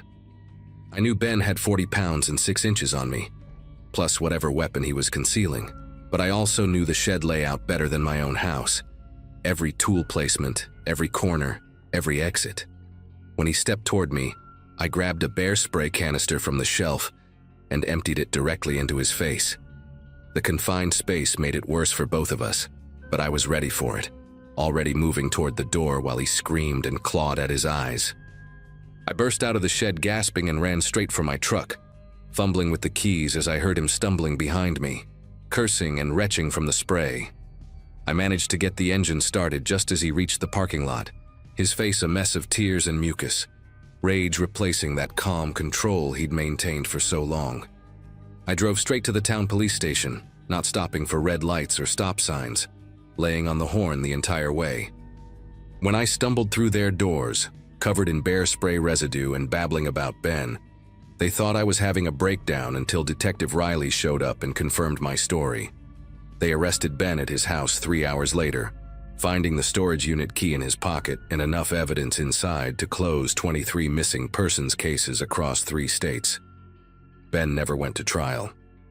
2 weeks after his arrest, while being transferred to a federal facility, the transport van crashed on a remote stretch of highway during a thunderstorm. Both guards survived with minor injuries, but Ben's body was never found. The official report blamed the weather and suggested he'd been thrown from the vehicle into the river below, likely washed downstream. But I know better. I've seen the efficiency of his planning, the patience of his execution. Sometimes late at night when I'm lying awake next to Amy, I think about all those unofficial trails in the forest, all those hidden spots only a ranger would know. The FBI closed the case 6 months later, satisfied that the killings had stopped. And they have, at least in our park. But last month I got an email from a ranger in Wyoming about some hikers going missing near their backcountry zones, bodies found stripped of gear in shallow graves. He wanted to know if we'd experienced anything similar. I deleted the email without responding and submitted my resignation the next day. Amy and I moved to Phoenix. about as far from any national forest as we could get. I work in hotel management now, and I sleep better surrounded by concrete and streetlights than I ever did among the trees. But sometimes I still dream about that circle of bodies around the station, and I wake up wondering if it was really about territory, or if Ben was marking something else entirely, a hunting ground he'd returned to when everyone had forgotten, when new rangers took over who didn't know to look for the signs.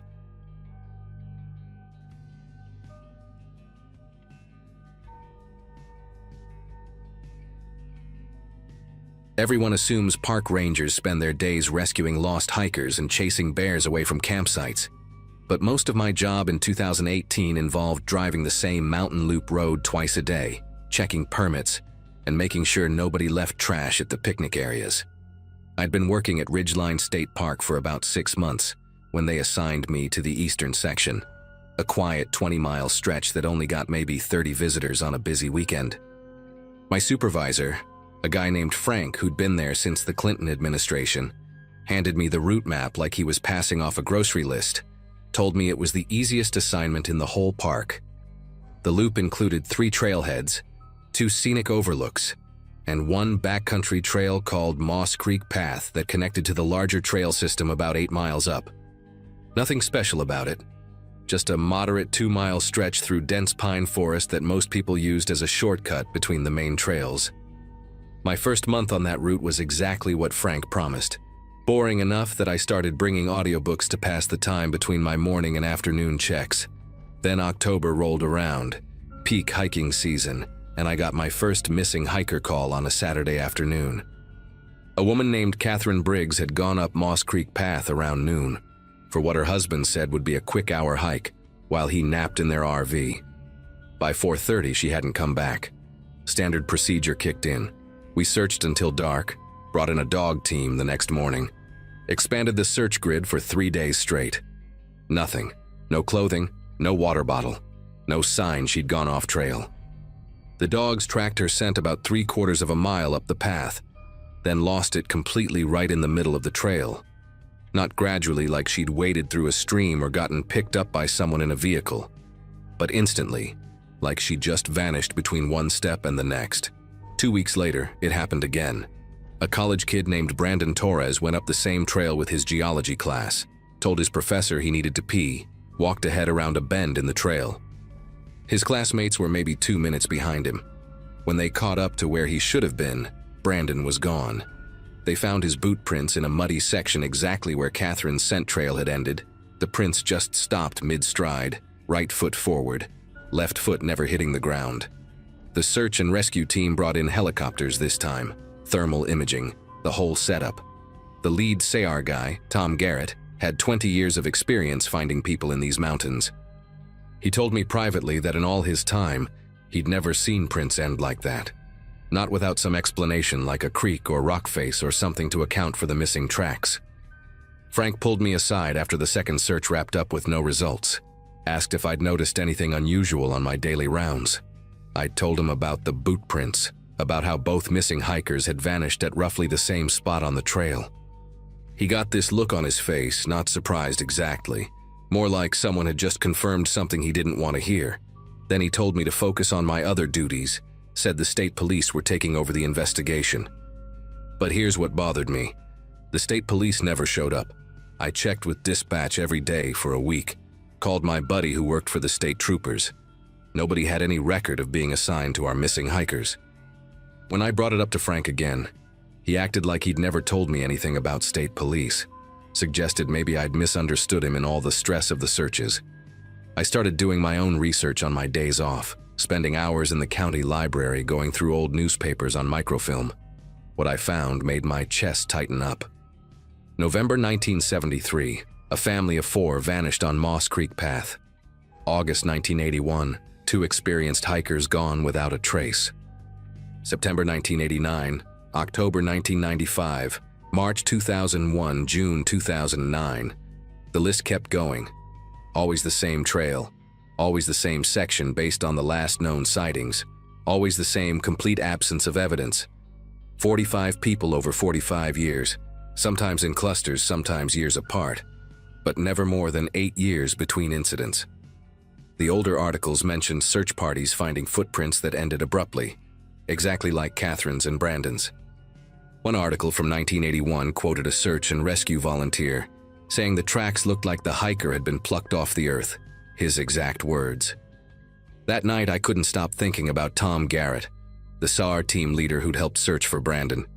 Tom had worked these mountains longer than anyone except maybe Frank, and the way he'd looked at those prints, like he'd seen them before but didn't want to say it out loud, kept nagging at me. I drove to his house around 9, found him in his garage organizing climbing gear. When I asked him about the other disappearances, he stopped what he was doing, walked over to close the garage door, then pulled out a manila folder from behind his workbench. Inside were photos, dozens of them, all showing footprints that ended mid-step at different spots along the same section of trail. Different shoes, different sizes, different years based on the photo quality, but all stopping impossibly in the middle of the path. Tom said he'd been collecting them for 15 years, ever since he'd responded to his first Moss Creek call. But every time he tried to bring it up with park management, they'd shut him down, tell him he was seeing patterns that weren't there. A week after my talk with Tom, we got another call. A solo backpacker named Douglas Vance, experienced guy in his 50s who'd hiked every trail in the state, had gone up Moss Creek Path early in the morning. His car was still in the parking area at sunset. I volunteered to join the initial search that night, brought my own flashlight and GPS tracker. Tom was there too, and I could see in his face he was thinking the same thing I was. This was going to be another one. Sure enough, we found Douglas's tracks about 3/4 of a mile up, heavy boot treads in the soft earth that just stopped. But this time, I noticed something else. About 20 feet to the left of where the prints ended, there was a game trail I'd never paid attention to before, barely visible through the underbrush. The vegetation looked wrong around it, like it had been carefully arranged to hide the opening rather than growing naturally. Tom saw me looking at the game trail and grabbed my arm, hard enough to hurt. He whispered that we needed to stay on the main path, that going off trail at night was how rangers disappeared too. That stopped me cold because I'd never heard about any rangers going missing. When I pressed him on it, he told me about Carl Brennan, a ranger from 2006 who'd done exactly what I was thinking about doing, gone up to investigate Moss Creek after dark following a disappearance. They found Carl's truck at the trailhead the next morning, his flashlight still on, lying in the middle of the trail, battery nearly dead. No other trace of him ever turned up. The incident got written up as abandonment of post, like Carl had just walked off the job.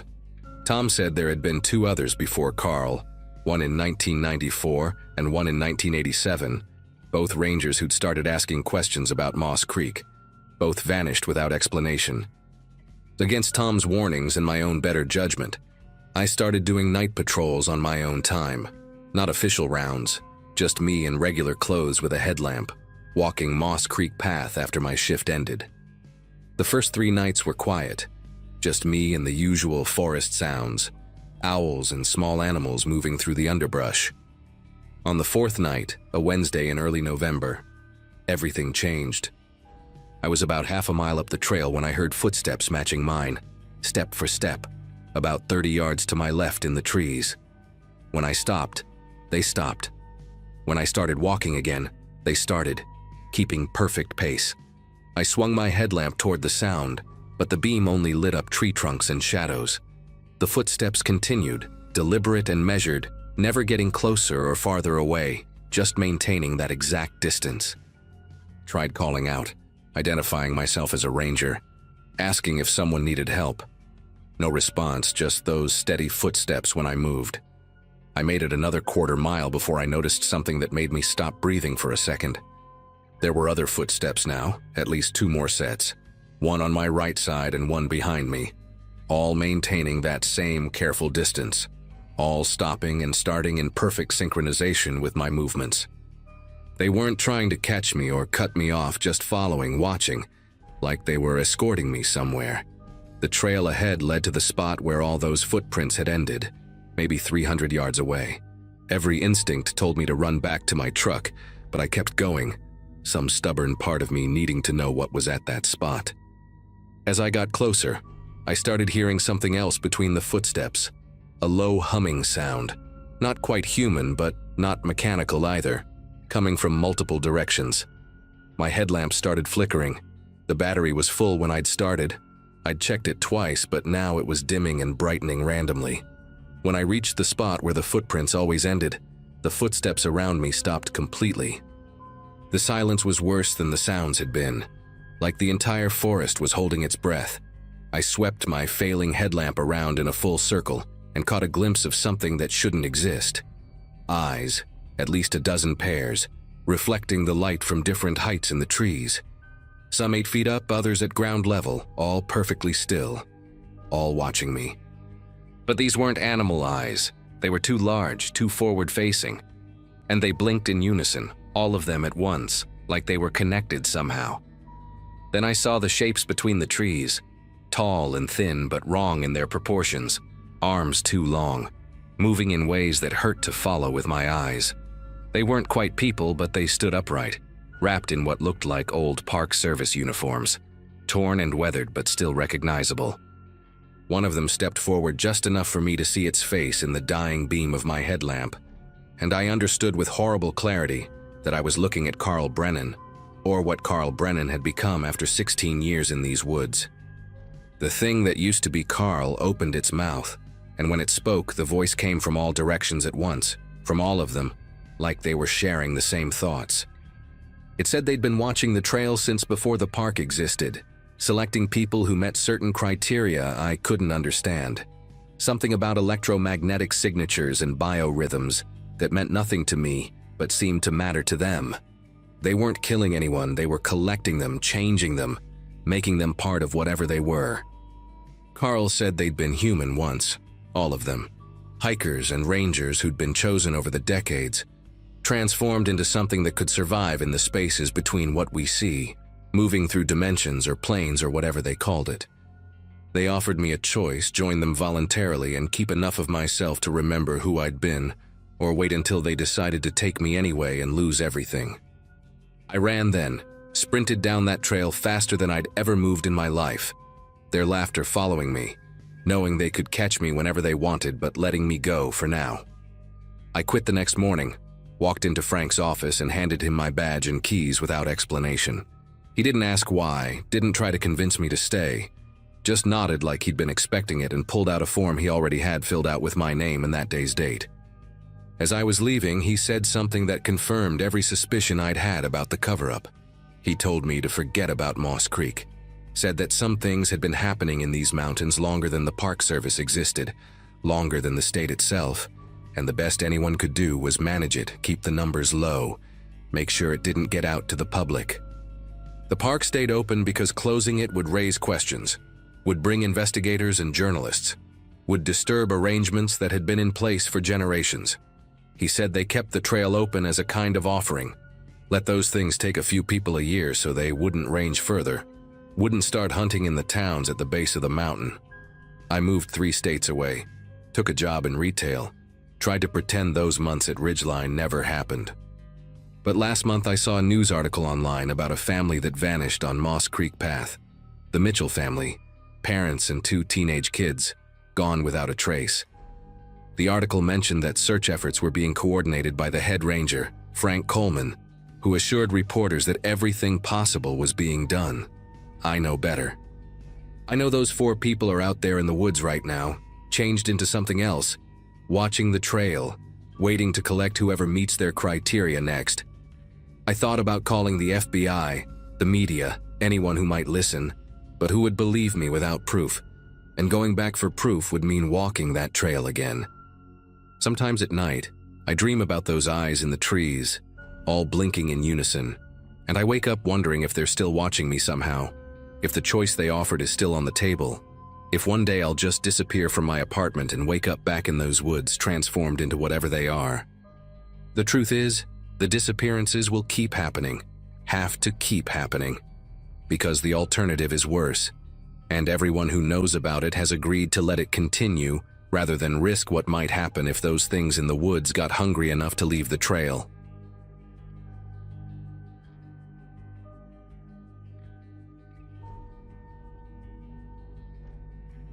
That morning slipped in with a kind of quiet that usually makes my shift pretty routine. I worked in a small mountain park on the eastern side of the state. Nothing too dramatic most days, just checking trailheads, clearing fallen branches, and answering the occasional call from hikers who underestimated their stamina. The fog rolled in early, thick enough that the ridgelines looked like they'd been erased with a wide brush. I remember sipping coffee that tasted like metal from the thermos and listening to the radio chatter taper off as visibility dropped. Even with the weather, I felt steady, ready for the kind of day where I'd mostly be tucked in the ranger station doing paperwork. I didn't realize yet that everything was about to hinge on those first radio calls, the ones that sounded just shaky enough to feel real. The voice came through with a scratchy burst, cutting into the weather updates I'd been monitoring. A man, maybe mid-30s by the sound of him, said he was hurt and lost somewhere near a ridgeline we called Pine Spire. He rattled off coordinates that didn't match any common spur trails, but fog confuses people fast, so I didn't question it. I asked for details, injuries, surroundings, anything that would help. He replied like someone trying to breathe through pain, short fragments, little gasps. There was something odd in the tone, not the words themselves, more like he kept glancing away from the radio while talking. Still, the protocol is the protocol, so I logged everything and alerted the closest field team. When the team reached Pine Spire, they called me with that slow, puzzled silence I've only heard a few times in my career. They said the ground was untouched. No disturbed soil, no dragging marks, no broken branches, not even the usual litter from hikers. Fog can hide a lot, but it can't erase footprints from damp soil. Instead, they found a small lean-to tucked behind a cluster of spruce trees, built from mismatched tarps and branches. Nearby were cans of beans with labels peeled off, a fire pit filled with half-burned clothing, and a pile of worn boots in different sizes, none arranged like someone had just removed them. The team waited for a second set of coordinates, but before they even called in, the radio buzzed again. The same voice gave a new location, almost 5 miles east this time, delivered fast, like he was sprinting while talking. I asked how he moved that far while supposedly injured, and he dodged the question completely, jumping straight into asking for help. His tone didn't waver, though. If anything, it got steadier, like he'd rehearsed every line. I passed the coordinates to another unit already patrolling that side of the park. They checked, same result. No injured man, no recent tracks, only another makeshift shelter and a bundle of food wrappers from our own supply stores, the kind we stocked in ranger trucks. I remember staring at the radio, feeling this rising pressure in my chest, not panic, just the sense that someone was playing a game I hadn't realized I was part of yet. Search teams kept bouncing between points the caller gave, each location scattered across rough terrain, far enough apart that no injured person could realistically travel between them in that amount of time. But every site had its own sign of someone living out there. A tarp stretched between boulders, a rusted coffee can filled with fish bones, even a stack of newspapers that had been clipped into strips, like someone was weaving makeshift rope. It didn't feel abandoned either. Everything looked used recently, arranged by someone who knew how to vanish quickly. Between calls, I tried raising the man to get him to stay put, but he avoided every direct question about landmarks. Instead, he'd mumble about slipping on rocks or trying to follow a creek, always vague enough to keep us guessing.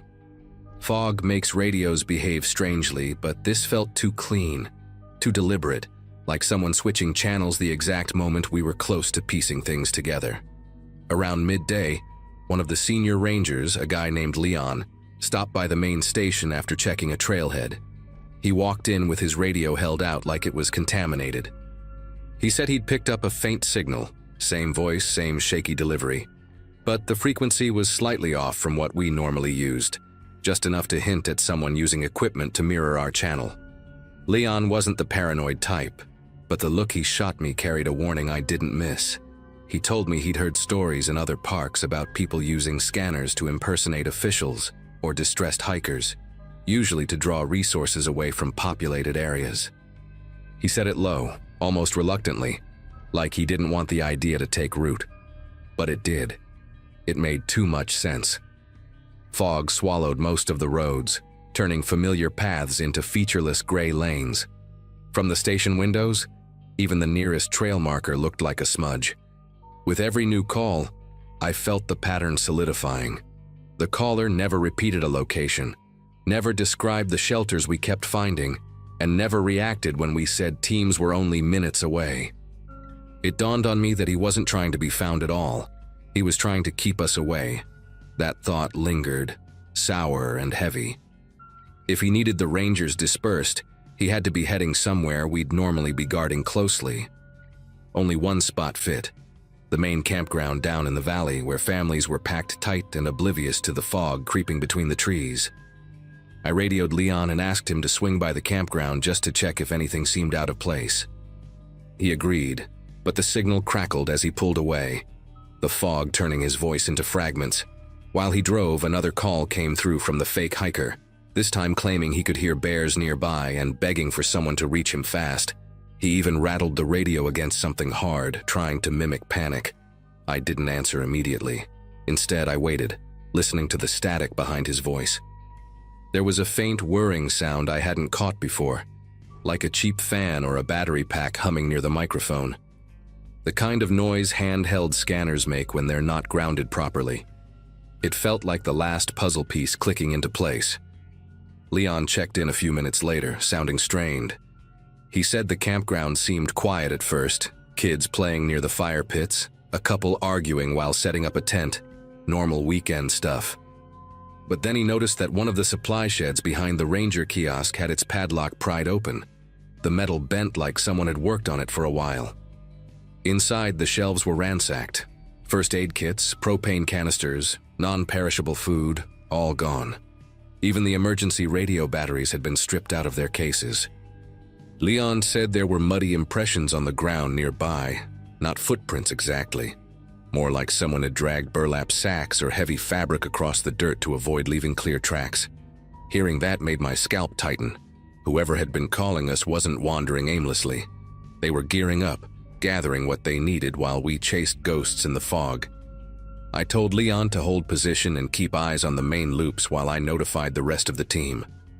Before I could finish the message, the fake caller broke in again, louder this time, practically shouting coordinates.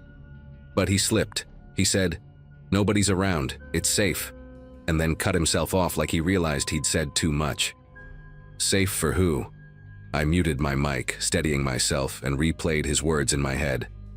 If he thought no rangers were nearby, then maybe he was close to the campground, expecting us to be miles away searching for him. That meant he was watching, waiting for an opening, maybe preparing to raid the full storage area or worse. Try something with the campers who didn't know any of this was happening.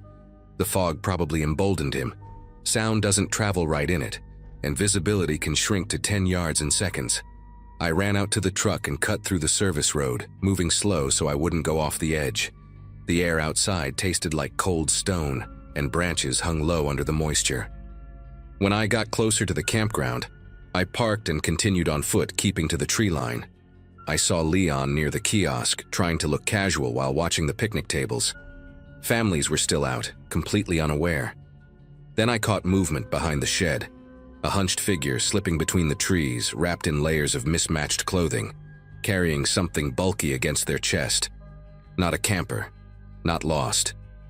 The person kept glancing toward the valley, maybe listening for engines, maybe checking if the fog was thinning.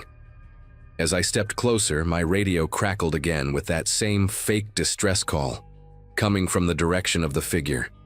He was broadcasting live while scouting the campground, hoping we'd still be chasing his decoys. Instead of rushing him, I signaled Leon and circled wide to cut off any escape route. The figure ducked behind a stump, then bolted toward the maintenance road when he realized we'd zeroed in on him. He dropped a few items along the way, a stripped radio battery, a jar of peanut butter from our supply shed, even a torn map marked with several circles that matched the fake coordinates he'd given all day. Leon intercepted him first, tackling him hard enough to send the stolen gear scattering over the gravel. When we pulled the mask from his face, he looked younger than I expected, maybe late 20s, with eyes darting so fast they didn't land on anything. He kept mumbling about needing supplies, about people filling the woods, about how he thought we'd stay busy long enough for him to grab everything he needed.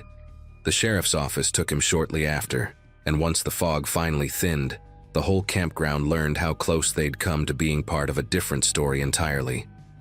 I still think about that day whenever the fog settles thick and the radio hisses unpredictably, how a simple voice on the line nearly turned into something much worse.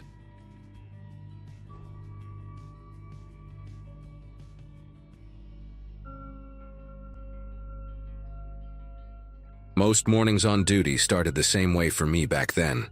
Coffee from the visitor center, quick radio check, and a quiet moment on the back porch overlooking the tree line, while the air still carried that chilled, earthy smell before the sun heated everything up. I'd been working seasonal shifts for a few years. Nothing glamorous, just long days of trail maintenance, assisting lost hikers and keeping an eye out for the usual wildlife issues. That specific morning stood out, though, because the radio chatter was unusually dense for such an early hour. Reports were coming in from different directions about a man hiding in the brush near several trails. The thing that grabbed my attention wasn't the fact that he was shirtless. It was how hikers kept describing him as unbelievably thin, darting around with unnatural speed, and refusing to say a single word when approached. I remember standing there with my thermos halfway to my mouth, while listening to one of the callers who sounded shaken enough that his voice hitched every few words. He talked about seeing a man crouched behind a fallen log like he was waiting for something, his ribs showing even from a distance. Another report mentioned how the man moved the moment he was noticed, slipping deeper into the brush like he'd rehearsed the escape 1,000 times. My supervisor asked me to check the north sector first, and I headed out with that low tension in my chest. Nothing dramatic, just the kind of buzzing awareness you get when you're walking into something you can't quite define yet, but you know isn't normal. By early afternoon, the situation escalated when a backpacker came stumbling onto the service road, injured, breathing hard like he'd sprinted half a mile. I remember the torn strap on his pack and the dirt smeared across his shoulder as he tried to explain what happened. He managed to get out that someone had rushed him from behind, grabbed at his gear, and tried pulling him toward the brush. He never saw a full face, only tangled hair, gaunt arms, and a sudden strength that didn't match the man's skeletal appearance. Once he broke free, he ran without looking back. The moment he mentioned the attacker's unusual speed, something clicked. This wasn't some lost hiker having a breakdown. Whoever it was had been watching people long enough to learn when to strike. I followed the direction the backpacker had come from and found signs that didn't sit right. Branches bent at odd angles, impressions in the dirt that looked more like someone using their hands than their feet to anchor themselves, and long drag marks leading off trail. A few minutes deeper in, I spotted the torn fabric from the backpacker's strap snagged on a thorny bush, proof that the attacker hadn't just bumped into him but intentionally tried to pull him off the main path. I radioed it in and kept pushing forward, slower this time, noticing how the forest seemed untouched by regular foot traffic. The deeper I went, the quieter everything became, almost as if the usual sounds had thinned out with the light filtering through the canopy. It felt like stepping into a part of the forest that didn't want to be disturbed. Maybe an hour into tracking those strange signs, I reached a boundary most hikers never even knew existed. A rusted chain strung between two warped posts marking the start of a restricted zone used decades ago for emergency training. The place hadn't been maintained in years, so the forest had reclaimed it almost completely. Thick vines wrapped around old metal fixtures, and the soil felt softer, like no one had stepped there in ages. Still, something about the pattern of disturbances on the ground told me someone had been using this forgotten patch of land regularly. A few snapped twigs formed a faint path that curved deeper, and I followed it cautiously, pushing aside the underbrush piece by piece until the smell of damp wood and something faintly sour hung in the air. Eventually, I reached a small clearing where an old survivalist-style shelter sat partially hidden under branches someone had deliberately layered over the roof. The structure wasn't large, maybe big enough for one person to sleep and sit inside, but it looked lived in. The doorway was draped with a tarp so aged that the edges had frayed into thin strands. I remember pausing for a long moment before lifting it, half expecting someone to lunge out. Instead, the space inside was empty, but cluttered in a way that told a long story. Food wrappers stacked neatly in a corner, a makeshift stove built from an old metal canister, and maps spread across a crate. One map in particular caught my eye, My own patrol route circled in red, updated with markings that only someone who'd watched for weeks could have pieced together. Next to the maps lay something that unsettled me more than the idea of being watched.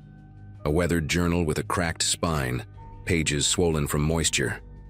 I flipped through it with slow hands, reading entries about long shifts, arguments with supervisors, and a growing resentment toward outsiders intruding on the land.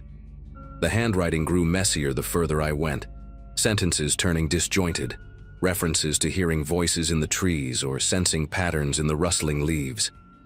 One entry mentioned a resignation after a collapse that happened during a storm. That date matched a personnel file I vaguely remembered hearing about years before, someone who used to work seasonally around here and never fully recovered from a breakdown. I realized then that the journal wasn't some scattered relic. It belonged to the person described in those emergency orientations, the one who'd walked away and simply never returned. While processing all of this, I spotted a pile of torn clothing hidden beneath a slab of bark. Some pieces looked sun-bleached, others dirty and stiff with mud. Among them were fragments of gear that matched descriptions from missing persons cases that had circulated quietly among staff for years. Those cases had always felt disconnected. A hiker who vanished without a trace, a camper who never made it back to their site. But the locations had all hovered around this general sector. Standing there, the weight of it sank in. Whoever had lived in this shelter didn't just know the forest better than anyone. They had shaped their entire existence around avoiding human contact while watching everything that moved. This wasn't a ghost story or some legend passed around campfires. It was a person who had let isolation reshape them into something unpredictable. I stepped away from the shelter to radio in the findings, but before I even reached for the device, a branch snapped from somewhere to my right, sharp, intentional, too close to be wildlife. I didn't see anyone, but the feeling of being observed tightened around me like a net. The silence had a weight to it now, as if the trees were holding their breath. I spoke calmly into the radio, giving my location and requesting backup, choosing my words carefully so I wouldn't spark panic. While I waited, I kept scanning the tree line, watching for the slightest twitch of movement. At one point, I spotted a smudge of dirt on a rock that hadn't been there minutes earlier. It was enough to tell me he knew exactly where I was and had probably been watching since the moment I crossed into the restricted zone. 2 other rangers eventually arrived, and we secured the area as best we could before sweeping outward with measured steps. It didn't take long to find more signs that someone had been circling us. Fresh impressions in the soil, scraps of leaves that looked recently disturbed, and an odd pattern of stones arranged behind a fallen log. Whoever this former employee had become, he wasn't surviving by luck. He moved with purpose, using every inch of the terrain like it was an extension of his own body. We followed the trail as far as we safely could, but the track slipped into a slope that ended in dense growth we couldn't push through without risking injury. Eventually, our supervisor called off the pursuit, deciding we'd already pushed our luck far enough without visual confirmation of the suspect. Over the next few weeks, patrols were doubled, trail cameras were installed, and certain areas were temporarily closed. Footage from one camera showed something that still unsettles me. A figure passing through the edge of the frame, moving so quickly that only one clear detail registered. A shock of dark, tangled hair swaying behind him. No shirt, no gear, no hesitation. He kept his head angled downward, his posture low, almost animal-like. When we tried to track him after that, he was always one step ahead, leaving faint evidence that he'd been there but never giving us a direct encounter. The missing persons cases from previous years were re-examined, and the cluster of disappearances around that sector suddenly made grim sense. It was clear he hadn't just stayed in the forest all this time. He'd adapted to it in ways none of us were prepared for.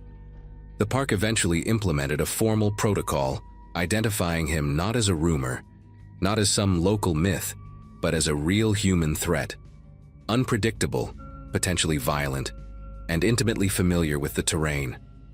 The shelter was dismantled, the journal stored as evidence, and search teams combed the area at intervals. But we never found him again. Every so often, a hiker reports seeing someone darting between the trees or hearing footsteps where no one should be. Each time the description is the same: extremely thin, fast, filthy, silent. Nothing mystical, Nothing supernatural. Just a man who walked away from society and let the wilderness carve a new version of him. I still patrol the park today, and whenever I pass that old restricted zone, I can't help but wonder if he's somewhere nearby, watching with the same quiet intensity that started this whole mess. Hello everyone. Before we start, make sure to like and subscribe to the channel, and leave a comment with where you're from and what time you're watching. That way, YouTube will keep showing you stories just like this one. Now, let's begin. The memories refuse to fade no matter how many years pass or how many times you try to bury them. Mine is from a Wednesday night in March of 2008, when I was 9 years old and still believed that locked doors could keep out anything dangerous. We lived in a 2-bedroom apartment on the 4th floor of a brick building in Newark, New Jersey. One of those places where the hallways always smelled like other people's cooking, and the elevator broke down at least twice a month. My dad worked at a distribution warehouse during the day, loading trucks and managing inventory, while my mom stayed home with me and my baby brother Mateo, who had just turned 8 months old and was in that phase where he drooled on absolutely everything. Our apartment was small, but my mom made it feel warm. With yellow curtains she had sewn herself and family photos covering every inch of wall space in the living room. I shared a room with Mateo at first, but a few months before that night my parents had converted the tiny storage closet at the end of the hallway into a bedroom just for me. It barely fit a twin mattress and a small dresser, but I loved it because it had a door that locked from the inside, a detail that would end up saving my life. My dad had been acting different in the weeks leading up to that night, though at 9 years old I did not have the words to describe what I was sensing. He came home later than usual, sometimes not until after I was already in bed, and I would hear him and my mom talking in hushed, urgent voices in the kitchen. Their conversations had a sharpness to them that made my stomach tight, even when I could not make out the actual words through my bedroom wall. Sometimes he would get phone calls on his cell and walk out onto the balcony to take them, pacing back and forth with his hand pressed against his forehead, like he was trying to hold something inside his skull. I asked my mom once if everything was okay, and she smiled that smile parents use when they are lying to protect you and said everything was fine, that Poppy was just tired from working extra shifts. I wanted to believe her. That Wednesday had been a normal day. School, homework at the kitchen table while my mom made rice and beans, playing peekaboo with Mateo until he laughed so hard he got the hiccups. My dad came home around 7, kissed my forehead, and barely touched his dinner. He kept checking his phone, kept glancing toward the front door like he was expecting someone. I went to bed at 9 like always and locked my little door out of habit. I woke up to the sound of our front door being kicked in. It was not like in the movies, where there is a dramatic crash and then silence. It was loud and fast and followed by shouting, deep male voices yelling things I could not understand at first, words blurring together into something that sounded like violence itself. My heart started pounding so hard I could feel it in my throat, in my ears, behind my eyes. I sat up in my little bed, pressing my back against the wall, and tried to make sense of what was happening on the other side of my locked door. I heard my mom scream, a sound I had never heard her make before, raw and terrified in a way that made her sound like a completely different person. Then my dad's voice, higher than normal, saying something like, "I told you I needed more time," over and over again. More yelling, something heavy hitting the floor. And then Mateo started crying from his crib in my parents' room, that piercing wail that babies make when they are truly frightened, and nobody went to comfort him. Nobody could. I pressed my ear against my bedroom door, trying to understand what was happening without making any noise. Through the thin wood, I could hear at least 3 different voices, maybe 4, and they were not speaking English. They sounded Eastern European, maybe Russian or Ukrainian, with accents that turned their words into something harsh and guttural. One of them kept repeating a number, something like 40,000, and every time he said it, my dad would respond in this broken, pleading voice that did not sound like my father at all. I heard my mom crying, asking them not to hurt anyone, promising that they would get the money somehow. One of the men laughed at that, this short, cruel sound that seemed to suck all the air out of the apartment. I wanted to open my door and run to my parents to make sure they were okay, but my body would not move. It was like my muscles had turned to stone, like some ancient survival instinct had taken over, and was screaming at me to stay hidden, to stay silent, to not let them know I existed. So I stayed pressed against that door, barely breathing, while my whole world fell apart on the other side. The violence escalated in waves. I heard what sounded like furniture being overturned, glass breaking, my mother begging in Spanish mixed with English. One of the men shouted at her to shut up, and then there was a sharp sound, like a slap, maybe something worse, followed by a thud and more crying. My dad started yelling then, really yelling, telling them to leave her alone, that she had nothing to do with this, that it was his debt and they should deal with him. Another impact, heavier this time, and my dad made this grunting noise that I still hear sometimes when I close my eyes. Mateo was screaming now, not just crying, but screaming in that way babies do when they sense real danger, and no one was going to him. I wanted so badly to help, to do something, but I was 9 years old, and there were grown men in my apartment hurting my parents, and I did not even have a phone to call for help. My room had no window. It used to be a storage closet, remember? So I could not climb out or signal to anyone. I was trapped in a box at the end of a hallway, listening to my family being terrorized, and all I could do was stay quiet and hope they forgot I existed. That hope shattered when I heard footsteps coming down the hallway toward my door. Heavy footsteps, slow and deliberate, like whoever was walking knew exactly where they were going. My mom started screaming again, different this time. She was screaming my name, telling me to hide, telling me not to open the door no matter what. Her voice cracked into something raw and desperate, and one of the other men must have done something to silence her because she went quiet in the middle of my name. The footsteps stopped right outside my room. I could see the shadow of feet blocking the thin line of light at the bottom of the door. There was a pause, maybe 2 seconds, maybe an eternity, and then the doorknob rattled. Someone was trying to get in. The lock held, that cheap little brass lock that came with the door when my parents converted the closet, and I remember thinking it was never meant to keep anyone out. It was just meant to give a 9-year-old girl some privacy. Now it was the only thing between me and whoever was on the other side. The man on the other side of the door started talking, and his voice was different from the others. Lower, rougher, with a thickness to it that made every word sound like a threat. He spoke in accented English, slow and deliberate, asking who was in here. I did not answer. I could not answer. I had backed myself into the corner farthest from the door, wedged between my dresser and the wall, making myself as small as possible. He asked again, louder this time, and when I still did not respond, he switched to a different tone entirely. He started describing what he was going to do when he got inside. The things he said, I will not repeat them here, not even after all these years. They were things no child should ever hear, things that painted pictures in my mind I have spent my entire adult life trying to erase. He was enjoying himself. I could hear it in his voice, this sick pleasure he was taking in terrorizing whoever was hiding behind this flimsy door. He did not know I was 9. He did not know I was a little girl clutching her knees to her chest and trying not to cry loud enough for him to hear. Or maybe he did know, and that made it worse. Then he started kicking the door. The first kick made the whole frame shudder, and I watched the wood splinter slightly near the lock. The second kick was harder, and I heard the hinges groan in protest. I was crying now. I could not help it, these silent tears streaming down my face while I bit down on my own hand to keep from screaming. On the third kick, a crack appeared in the door itself, running diagonally from the lock toward the top corner. He was going to get in. The lock was not going to hold.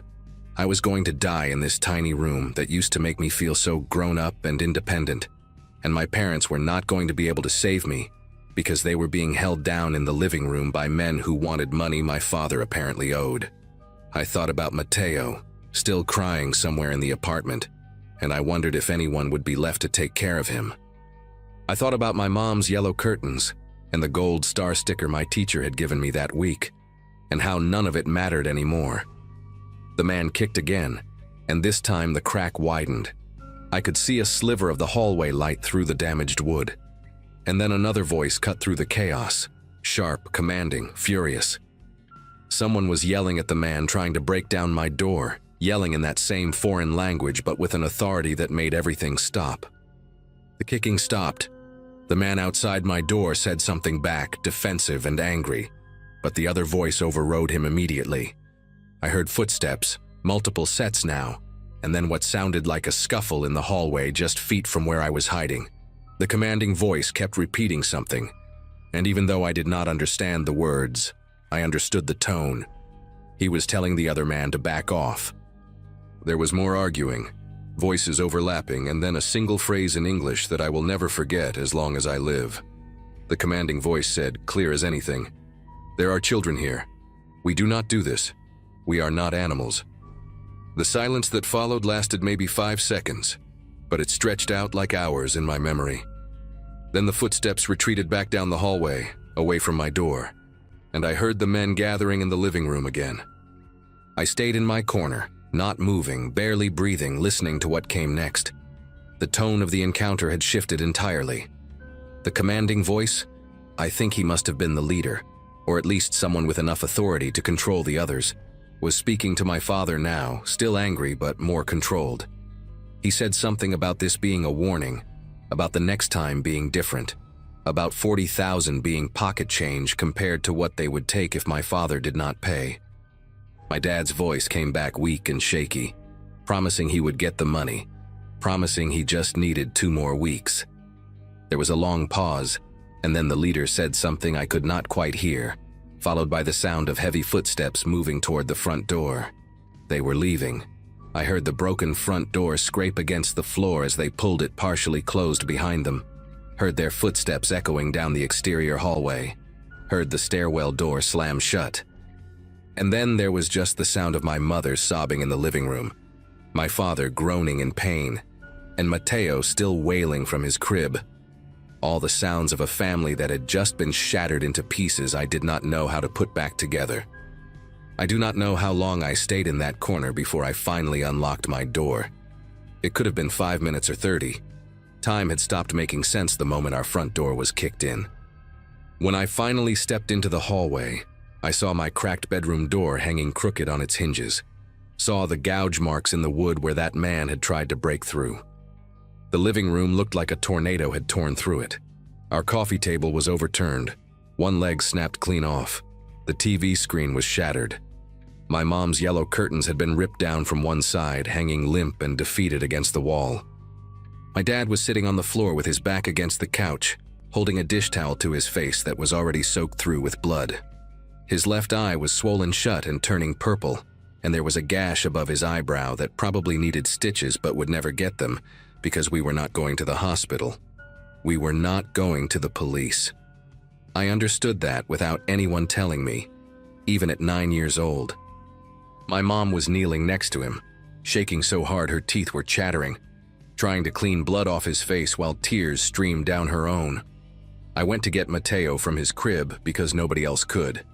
He was soaked in sweat, his little face red and blotchy from screaming for so long. And when I picked him up, he clung to me like I was the only solid thing left in his world. Maybe I was. I carried him into the living room and sat down next to my parents, and the 4 of us just stayed there on the floor for what felt like hours. Nobody talked. There was nothing to say. Eventually, my dad looked at me with his one good eye and said he was sorry, his voice cracking on the word in a way I had never heard before. He said he had made a mistake, that he had gotten involved in something he should not have, that he was going to fix it, and this would never happen again. I wanted to ask what kind of something, wanted to demand answers that made sense of how strangers could kick down our door and hurt my family over money. But I looked at his broken face and my mother's trembling hands and my baby brother's tear-streaked cheeks, and I realized that answers would not change anything. The damage was already done. We moved out of that apartment 2 weeks later, left everything we could not fit in our car, and drove to my aunt's place in Pennsylvania without looking back. My dad never told me exactly what he had been involved in, and I stopped asking after a while. I pieced together fragments over the years, overheard conversations, slips of the tongue, the The way certain topics made my parents go quiet and exchange looks loaded with things they would never say out loud. From what I gathered, he had been running some kind of side operation through his warehouse job, moving goods that were not supposed to be moved, skimming money from people who did not take kindly to being skimmed from. He thought he could get away with it long enough to pay off some debts we had, maybe get us into a better apartment, give us a better life. Instead, he nearly got us killed. We stayed with my aunt for almost a year before my parents found jobs, and we could afford our own place again. My dad worked 2 legitimate jobs after that, day shift and night shift, 7 days a week until the circles under his eyes became permanent. He paid back what he owed.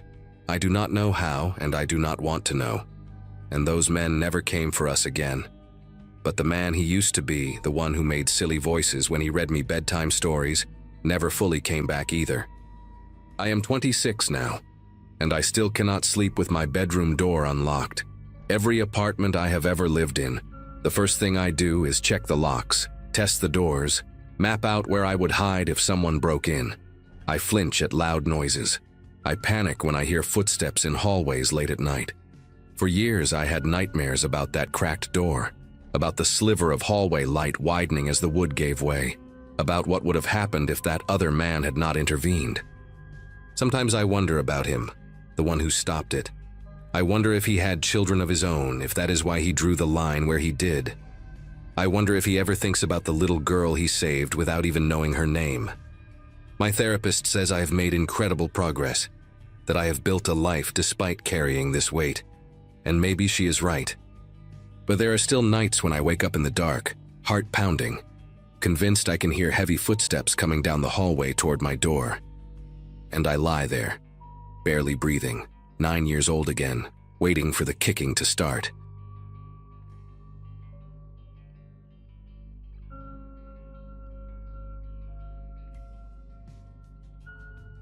My cousin graduated high school the same year I started 2nd grade, which should give you an idea of how small I was compared to the older kids in our neighborhood. We lived in a suburb outside of Denver, one of those places where new developments kept popping up faster than families could fill them. There was this one section about 3 blocks from my house, a half-finished housing project that had stalled when the construction company ran out of money. The frames of houses stood like wooden skeletons, surrounded by dirt piles, abandoned equipment, and all sorts of debris that became our unofficial playground. My mom worked double shifts at the hospital back then, and my dad had moved to Seattle after the divorce, so I spent most of my summer days roaming around with whatever kids would let me tag along. I was small for my age, quiet, the kind of kid who laughed at jokes I did not understand just to feel included. That summer of 2008 changed something inside me permanently, and even now, almost 2 decades later, I still check twice before entering any enclosed space. The older kids in the neighborhood had a loose hierarchy that I never fully understood, but I knew enough to recognize that being invited to hang out with them was supposed to be an honor. There was this kid named Trent Holloway who lived at the end of Birchwood Lane. He was maybe 13 or 14, tall with a buzz cut and a chipped front tooth he claimed came from a fight, but probably happened falling off his bike. His younger brother Shane was 12, built like a refrigerator, always wearing the same faded Denver Broncos jersey regardless of the weather. A girl named Kelsey from 2 streets over hung around them constantly, freckled and mean in that casual way some kids perfect by middle school. There were others who drifted in and out, neighborhood kids whose names I barely remember now. But those 3 were the core group. They found me walking alone near the construction site that Wednesday morning, kicking rocks and pretending I had somewhere important to be. Trent called out to me, asked if I wanted to see something cool they found in the unfinished houses. I should have kept walking. I followed them through a gap in the chain-link fence that was supposed to keep people out of the construction site. The metal had been peeled back so many times by neighborhood kids that it curved permanently outward like a wound that refused to heal. We walked past stacks of warped plywood, rusted rebar poking out of concrete slabs, and a bulldozer that had not moved in so long that weeds had started growing through its treads. The July sun was brutal that day, the kind of heat that made the air shimmer above the dirt and turned every metal surface into a branding iron. Trent led the way with Shane right behind him, and Kelsey walked next to me, close enough that her elbow kept bumping mine. She asked me questions about school, about my mom, about whether I'd ever kissed a girl. I answered everything, desperate to seem cool, not realizing she was gathering ammunition. The deeper we walked into the site, the more isolated I felt. The sounds of cars and lawnmowers faded until all I could hear was our footsteps crunching on gravel and the occasional creak of unstable wood settling in the heat. They brought me to what was supposed to be the basement of one of the unfinished houses. The walls were poured concrete, gray and cold despite the summer heat, and the floor was just packed dirt with puddles of stagnant water in the corners. Construction materials were scattered everywhere: pipes, wooden beams, bags of hardite cement that had absorbed moisture and turned solid. But the thing that caught my attention was this massive barrel sitting against the far wall. It was industrial-sized, the kind you see on the back of trucks carrying chemicals or industrial waste. Maybe 4 feet tall and wide enough that I could have fit inside with room to spare. The plastic was dark blue, faded and scratched, with a lid that had been removed and set aside. Trent walked over to it and slapped the side, and the hollow boom echoed off the concrete walls. He turned to me with this grin that showed his chipped tooth and asked if I wanted to see what was inside. Shane and Kelsey were already moving to position themselves between me and the only way out, a wooden ramp that led up to ground level. I did not notice that at the time. I was too focused on trying to impress them, too eager to prove I was not scared of anything. Trent told me the barrel was a time machine. He said it with a straight face, like he was letting me in on a secret the other kids in the neighborhood did not know about. If you climbed inside and closed your eyes, you could travel anywhere you wanted. That was the game. Shane nodded along, adding that he had done it twice already and gone back to see dinosaurs. Kelsey said she had visited the future and seen flying cars. Even at 7 years old, I knew they were lying. I knew this was some kind of trick. But the way they were all looking at me, waiting, expectant, made my legs move toward that barrel anyway. I told myself I would just look inside, just peek over the edge to see what was in there. The inside was dark, stained with something brown that could have been rust or dirt or something worse. It smelled like old rainwater and chemicals. Trent put his hand on my shoulder, friendly, encouraging, and asked if I was brave enough to try it. His grip was tighter than it needed to be. I said sure I would try it. I still remember the exact moment I decided to climb in. The way my sneakers squeaked against the plastic rim. The way the barrel wobbled slightly under my weight. I thought I was being brave. I thought this was what it took to finally belong. The second I was fully inside, everything changed. The barrel was deep enough that when I crouched down, my head was below the rim. The plastic walls curved around me, slick and cold against my arms. I heard Trent say something to the others, and then there was a scraping sound, the lid. They were putting the lid back on. I shot up immediately, tried to push against it, but Shane was already pressing down with both hands. The lid was not designed to lock, but it fit snugly into a groove at the top of the barrel.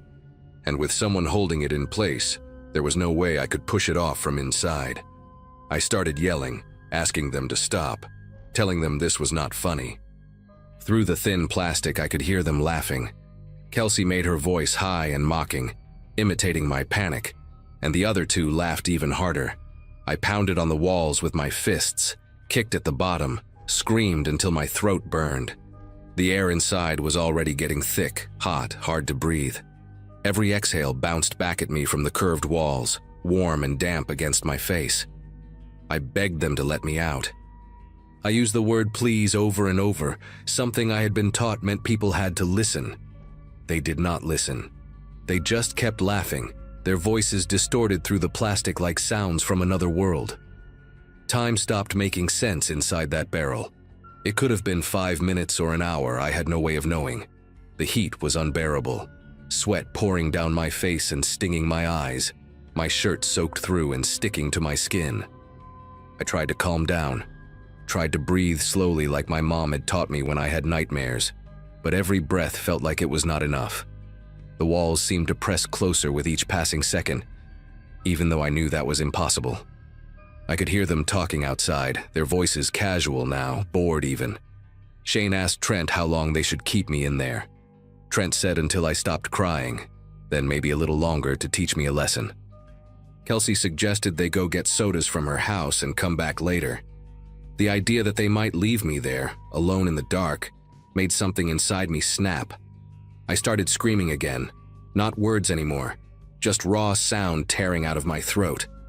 I clawed at the lid, at the walls, felt my fingernails bend backward against the hard plastic. One of them broke, and I felt the sharp sting of blood on my fingertip. But I did not stop. I could not stop. Every instinct in my body was telling me I was going to die in that barrel, suffocated and forgotten in the basement of a house that would never be finished. Then I heard a different sound, a deep, low groan that did not come from any of the kids.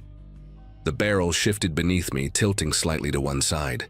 I heard Kelsey say something, her voice suddenly uncertain, and Shane asked what that noise was. The groan came again, louder this time, followed by a cracking sound that seemed to come from everywhere at once. I did not understand what was happening, but I felt the barrel move again, sliding a few inches across the dirt floor. Outside, Trent shouted something I could not make out, and then there was chaos. Footsteps running, voices overlapping, another crack that sounded like wood splitting. The barrel tipped further, and I braced myself against the curved walls, my heart pounding so hard. I could feel it in my teeth. Something was wrong with the structure above us. Later, I would learn that the wooden supports holding up the floor of the house above the basement had been rotting for months, weakened by rain and neglect. The weight of the construction materials stored up there, the pipes, the bags of cement, the leftover lumber, had finally become too much. The floor was collapsing, and I was trapped directly underneath it. The first piece of debris hit the barrel like a hammer. A wooden beam, maybe, or a chunk of concrete. I never found out exactly what it was. The impact dented the plastic inward, pressing against my shoulder hard enough to leave a bruise that would last for weeks.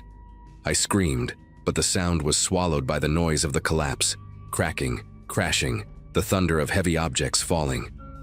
The barrel rolled, and suddenly I was tumbling inside it, my head slamming against the walls, my elbows and knees scraping against the rough plastic.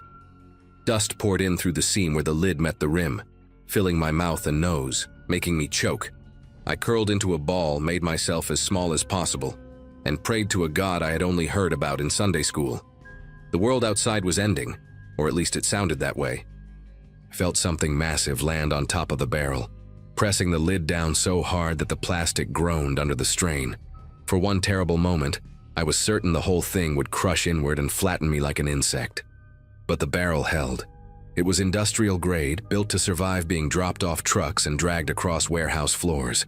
That cheap, ugly blue plastic container became the only thing standing between me and a ton of falling rubble. When the noise finally stopped, the silence was almost worse. I could not move. The barrel was wedged at an angle, pinned in place by whatever had landed on top of it, and the space inside had shrunk, the dented walls pressing against me from multiple directions. I could feel blood trickling down my forehead, warm and sticky, mixing with the sweat and dust on my face. My left arm was twisted under my body, throbbing with a pain that told me something was probably broken. I tried to call for help, but my voice came out as a whisper, my throat too raw from screaming. I did not know if the other kids were still there. I did not know if anyone would ever find me. The air was thick with dust, and every breath felt like inhaling sandpaper.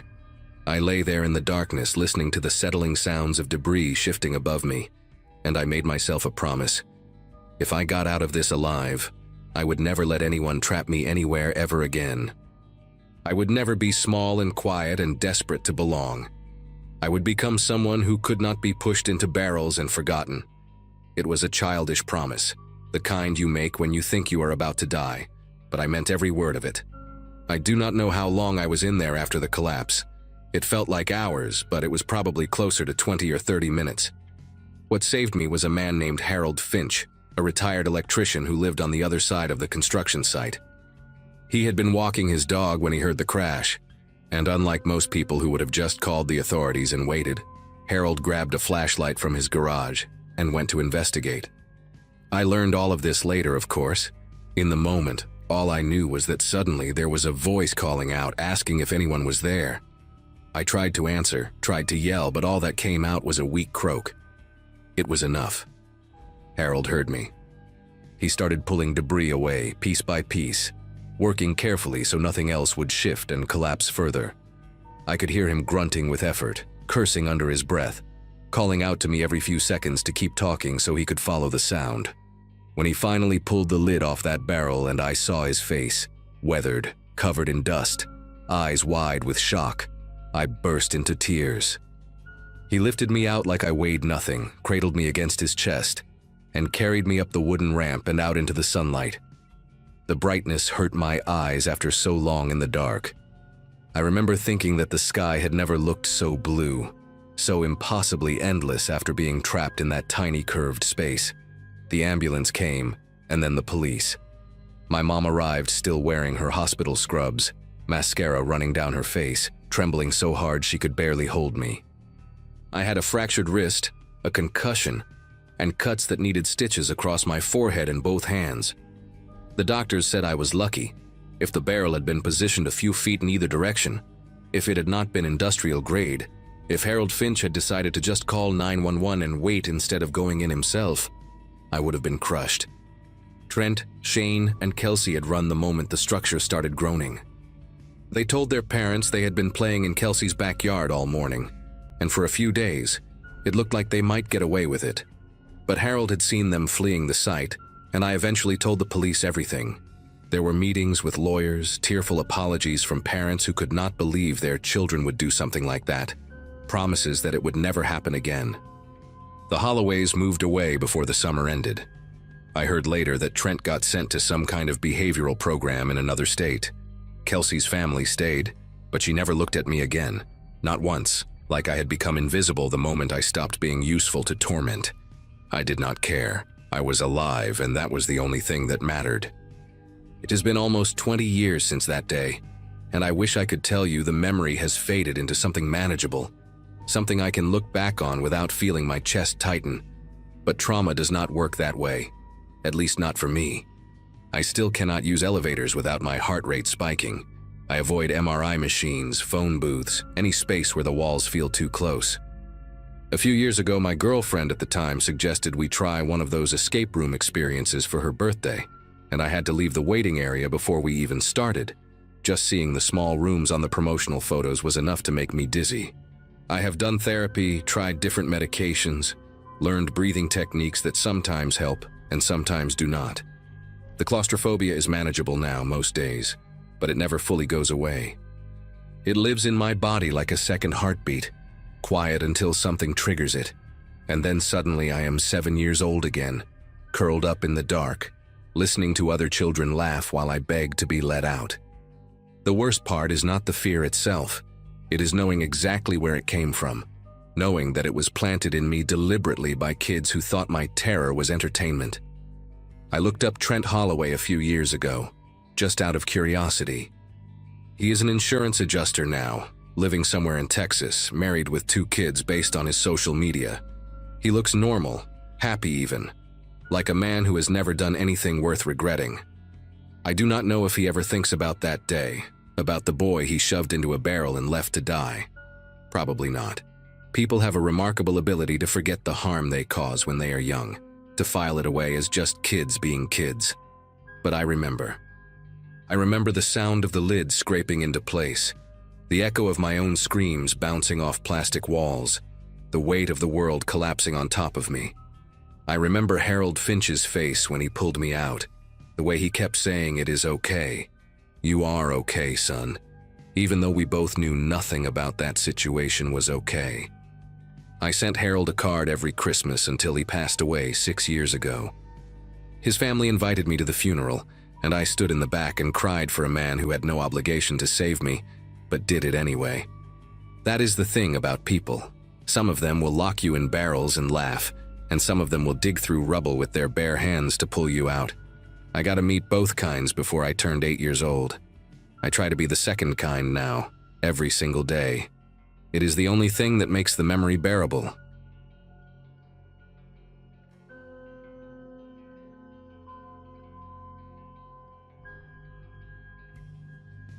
My mom still apologizes for that Saturday in March of 2015, even though I keep telling her it was not her fault.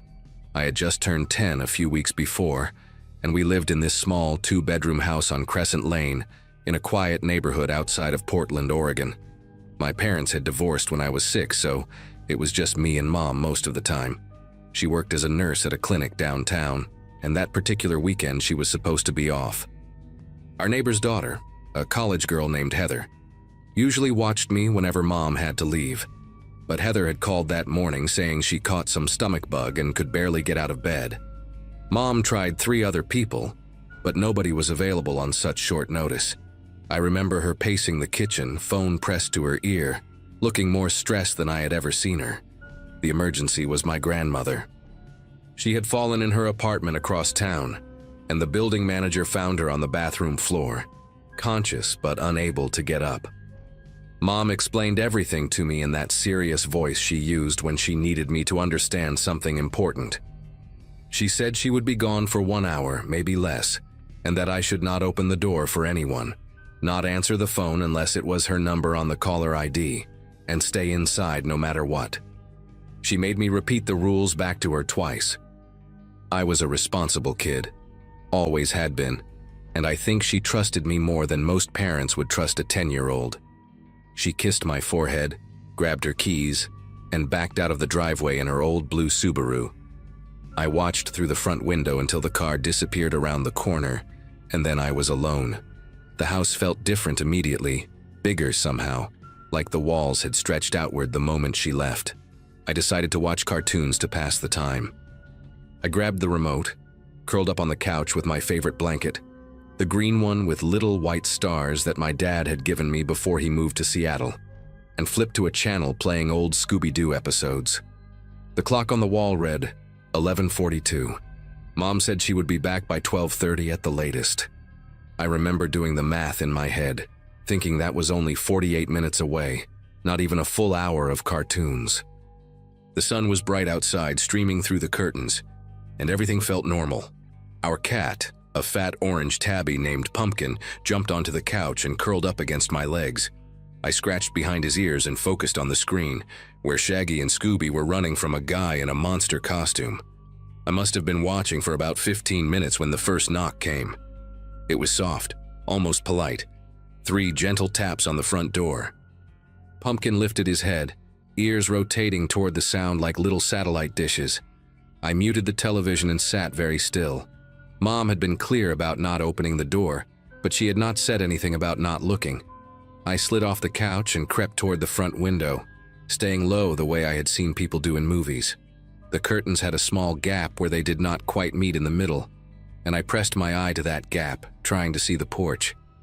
There was a man standing there. He was tall, maybe in his 40s, wearing a dark green jacket and jeans. He had a clipboard in one hand and a baseball cap pulled low on his forehead, the kind of cap with no logo, just plain gray fabric. He did not look scary exactly, but something about the way he stood bothered me. He was too still, like he was listening rather than waiting.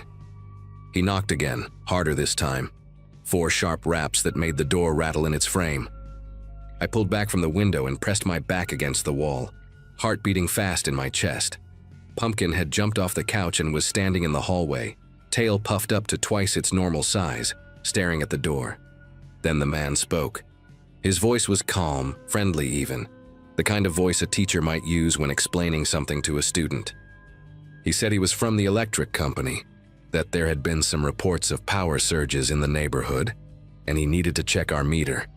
He said it would only take a minute.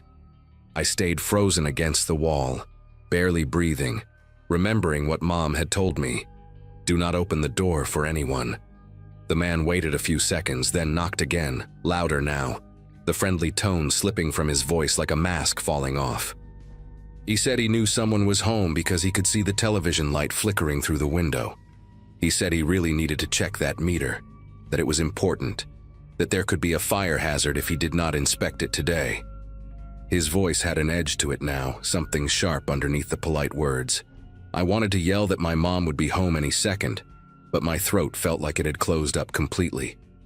The knocking became pounding, 5 or 6 heavy blows that shook the whole door, and then suddenly it stopped. Complete silence. I counted to 30 in my head, then to 60, waiting for something else to happen.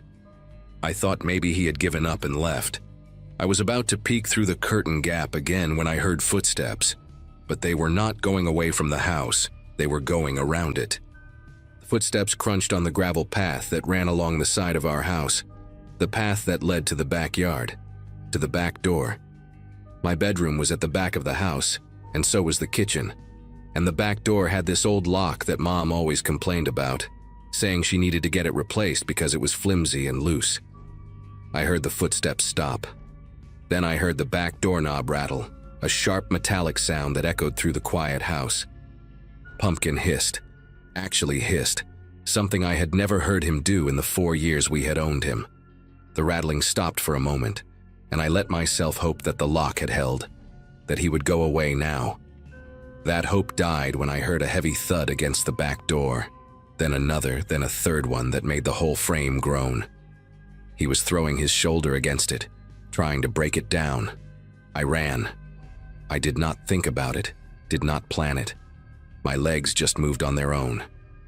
I sprinted down the hallway to my bedroom and dove into my closet, pulling the door shut behind me and burying myself under a pile of dirty laundry and old stuffed animals.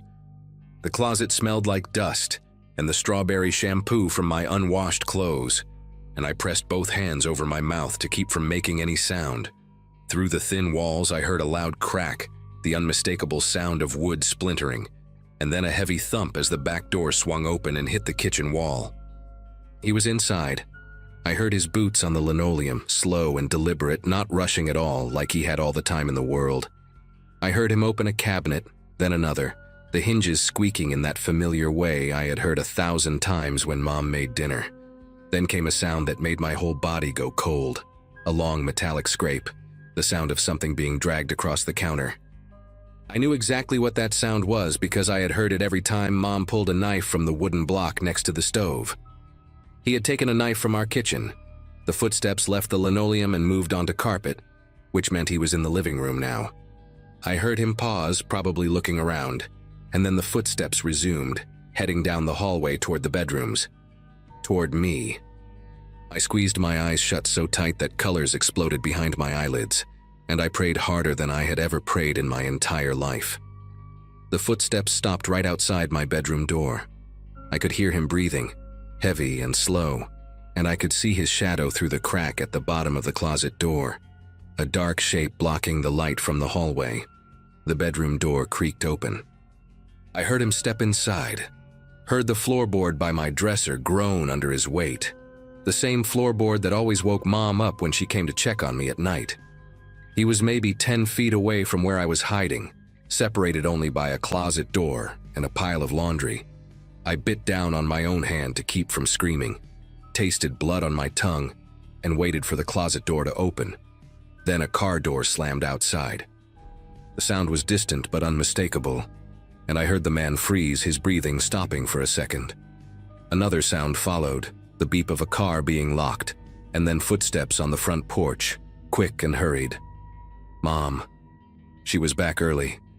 I heard her keys jangling as she searched for the right one, and the man in my room moved fast, his boots thumping against the carpet as he left, heading back down the hallway toward the kitchen. I heard the back door bang against the wall again as he ran through it, heard his footsteps pounding across the backyard, getting fainter and fainter until they disappeared completely. The front door opened and Mom called my name, her voice normal at first, almost cheerful, saying that Grandma was okay and it was just a minor bruise. Then her voice changed. She had seen something, maybe the back door hanging open or the mess in the kitchen, and she screamed my name in a way I had never heard before, pure terror and desperation. I burst out of the closet and ran to her, crashing into her arms so hard that we both almost fell over, and I started crying. These huge, ugly sobs that I could not control no matter how hard I tried. Mom held me tight and kept asking what happened, but I could barely get the words out between sobs. She walked through the house with me clinging to her side, and I watched her face go pale as she took in the details. The back door was hanging off one hinge, the frame cracked and splintered where the lock had given way. There were muddy footprints on the kitchen floor, large boot prints that tracked across the linoleum and onto the living room carpet, making a path through our home like a violation written in dirt. The wooden knife block on the counter had an empty slot where the biggest knife should have been, the 8-inch chef knife that Mom used to cut vegetables for dinner. She checked the living room window and found it unlocked. The latch turned to the open position, which meant he had planned an alternate escape route before he even broke in. That detail scared her more than anything else, she told me later. It meant he had thought this through, had walked around our house and tested the windows, had made a plan. The police arrived within 15 minutes of Mom calling them. 2 officers, a man and a woman, both of them taking notes while I sat on the couch wrapped in my green blanket with pumpkin pressed against my chest. I told them everything I could remember: the dark green jacket, the gray baseball cap with no logo, the clipboard he had been holding, the way his voice changed from friendly to threatening.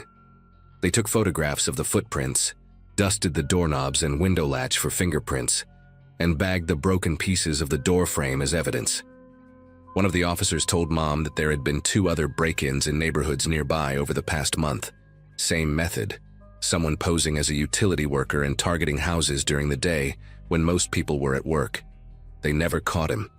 Months went by, then years, and they never found out who he was or where he went.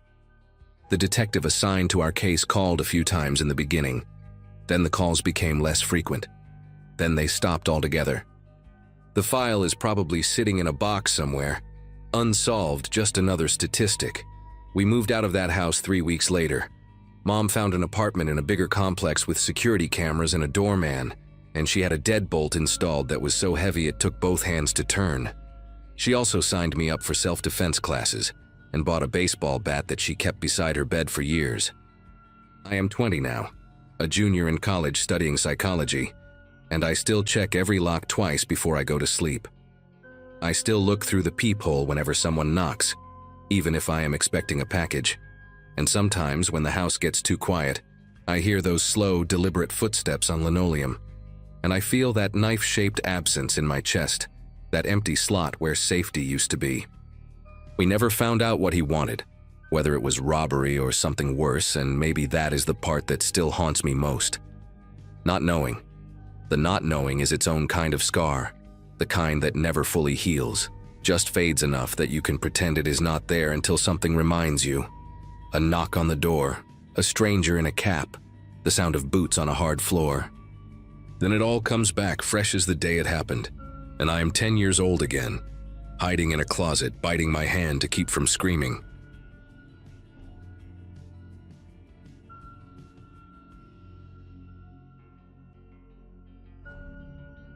Lily had just turned 6 the week before, and she had been begging me for days to take her to see the new dolls at Brennan's, this big department store, about 20 minutes from our apartment in Wilmington. It was a Saturday afternoon in April 2017, one of those bright spring days where the sun made everything feel safe and normal. I had just wrapped up a long week managing inventory at a warehouse distribution center. The kind of job where you spend most of your time staring at spreadsheets and wondering how you ended up there after college. My husband was out of town visiting his mother in Virginia, so it was just me and Lily for the weekend. She was wearing her favorite purple jacket, the one with the little butterfly patches she had picked out herself, and her hair was in 2 messy pigtails because I never could get them as neat as my mom used to do mine. We walked into that store holding hands, and I remember thinking how much I loved these small moments with her, just the 2 of us on a simple Saturday errand. Brennan's was crowded that day, packed with families doing their weekend shopping, and the toy section sat in the back corner of the 2nd floor. We took the escalator up, Lily bouncing with excitement the whole ride, her little fingers gripping the rubber handrail. The store had this particular layout, where the toy aisles formed a maze of bright colors and cardboard displays, and the doll section was right next to a wall of stuffed animals that stretched from floor to ceiling. I parked our cart at the end of the aisle and told Lily she could walk ahead to look at the dolls while I checked my phone for a message from my husband. She skipped forward maybe 10 feet, still completely within my sight, her purple jacket like a beacon among the pastel packaging. I glanced down at my phone for what felt like 3 seconds, maybe 5 at most. When I looked up, A woman I had never seen before had her hand wrapped around my daughter's wrist and was pulling her toward the opposite end of the aisle.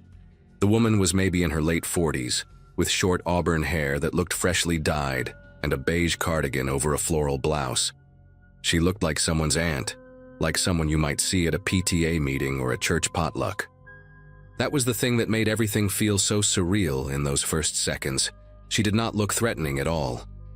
She was leaning down toward Lily with this calm, patient expression, the kind of face adults make when they are trying to reason with a fussy child. Lily was pulling back, her little sneakers squeaking against the linoleum, and I could see the confusion on her face turning into fear. I dropped my phone. I think it hit the floor, but I did not hear it, and I started moving toward them. Everything felt like it was happening underwater, too slow and too fast at the same time, and I remember my legs felt like they belonged to someone else. The woman saw me coming, and her expression did not change at all, which was somehow worse than if she had looked panicked or guilty. She tightened her grip on Lily's wrist and started walking faster, saying something to my daughter in this low, even voice. I was close enough now to hear the words, and they made my whole body go cold. She was saying, "Come on, sweetie, your mom is waiting for us by the car. Do not make a scene, okay? Do not make a scene." Lily looked back at me with these wide, terrified eyes, and she opened her mouth and screamed the word "mommy" so loud that people 3 aisles over must have heard it. The woman flinched but did not let go, and I closed the distance between us in what felt like 2 steps, grabbing Lily's other arm and yanking her toward me with every ounce of strength I had. For a moment we were locked in this horrible tug of war, my daughter between us like a rag doll, and I remember screaming something at the woman, but I have no idea what words came out of my mouth.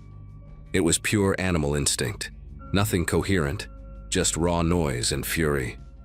The woman finally let go so suddenly that Lily and I stumbled backward into a display of board games that crashed to the floor around us. I pulled Lily into my chest and wrapped both arms around her, feeling her small body shaking against mine, her face pressed into my neck.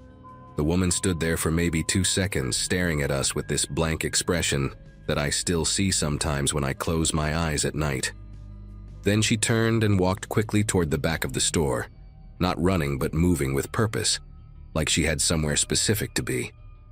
A store employee appeared at the end of the aisle, a young guy with a red vest and a confused look on his face, asking if everything was okay. I could barely get the words out. I kept pointing toward where the woman had gone, trying to explain that she had just tried to take my daughter, but my voice was coming out in these broken gasps that did not sound like language. Lily was crying into my shoulder, repeating, she grabbed me over and over, and other shoppers were starting to gather around us with their phones out. The employee radioed for security, and within a minute there were 2 guards standing with us, a man and a woman, both of them asking me to describe what happened. I gave them every detail I could remember about the woman, her hair color, her cardigan, the floral pattern on her blouse, her calm voice that still echoed in my head. The female guard asked me to come with her to the security office on the 1st floor, and I carried Lily the whole way because I could not stand to let her walk beside me, could not risk having even a foot of distance between us. The security office was a small, windowless room behind the customer service desk, crammed with monitors showing grainy footage from cameras all over the store. The head of security was a heavy-set man named Ron with a gray mustache and kind eyes that made me feel like maybe everything was going to be okay. He sat me down in a plastic chair and handed me a bottle of water while his colleague started rewinding through the footage. Lily had stopped crying, but she would not let go of my arm, her fingers digging into my sleeve like she thought I might disappear. I watched the monitors as they scrolled backward through time, seeing myself and Lily arrive at the toy section, seeing the woman approach from somewhere off screen. Ron asked me to walk him through what happened while they searched for the moment when the woman entered the store. I told him everything, every detail I could remember, and he wrote it all down in a little notebook with handwriting so neat it looked like a font. They found her on the footage entering through the main doors about 15 minutes before she grabbed Lily. She walked in alone, browsed through the women's clothing section for a few minutes, then made her way upstairs to toys. Ron zoomed in on her face and printed a still image, her features pixelated but recognizable, that same calm expression she had worn while trying to drag my daughter away. But then he showed me something that made the room feel like it was tilting sideways. He pulled up footage from a camera near the loading dock at the back of the store, time-stamped just 2 minutes after the woman had let go of Lily's arm. There she was, walking quickly through a door marked "Employees Only," and waiting for her in the loading area were 2 men. One was tall and thin with a shaved head, wearing a dark jacket despite the warm weather. The other was shorter, stockier, with a baseball cap pulled low over his face. They were standing next to a white van with no windows in the back, the engine already running. Ron paused the footage and looked at me with an expression that confirmed everything I was already feeling. This was not some confused woman who thought Lily was her niece. This was planned, coordinated, a trap that my daughter had walked right into while I stood 10 feet away checking my phone. The woman climbed into the back of the van, and one of the men slid the door shut behind her. The van pulled out of the loading area and disappeared from the camera's view within seconds. Ron told me the police were already on their way, that they would want to see all of this footage and talk to me about what happened. I nodded, but I was not really listening anymore. I was doing the math in my head, calculating how close we had come to a completely different ending. If Lily had not screamed, if I had looked at my phone for 10 seconds instead of 5, if the woman had been just a little bit faster or a little bit stronger. The police arrived about 20 minutes later. 2 officers in uniform and a detective in plain clothes who introduced herself as Nora Castillo. She had a calm, no-nonsense way about her that reminded me of my older sister, the way she asked questions without ever making me feel like I was being interrogated. I went through the whole story again, start to finish, while she took notes on a tablet. Lily had fallen asleep on my lap by then, exhausted from crying, her thumb in her mouth like she had not done since she was 3. Detective Castillo watched the security footage twice, pausing it in different places, zooming in on the faces of the 2 men by the van. She told me that this fit a pattern they had been tracking for months: organized groups who targeted children in public places, using women as the primary approach because they were less likely to trigger alarm.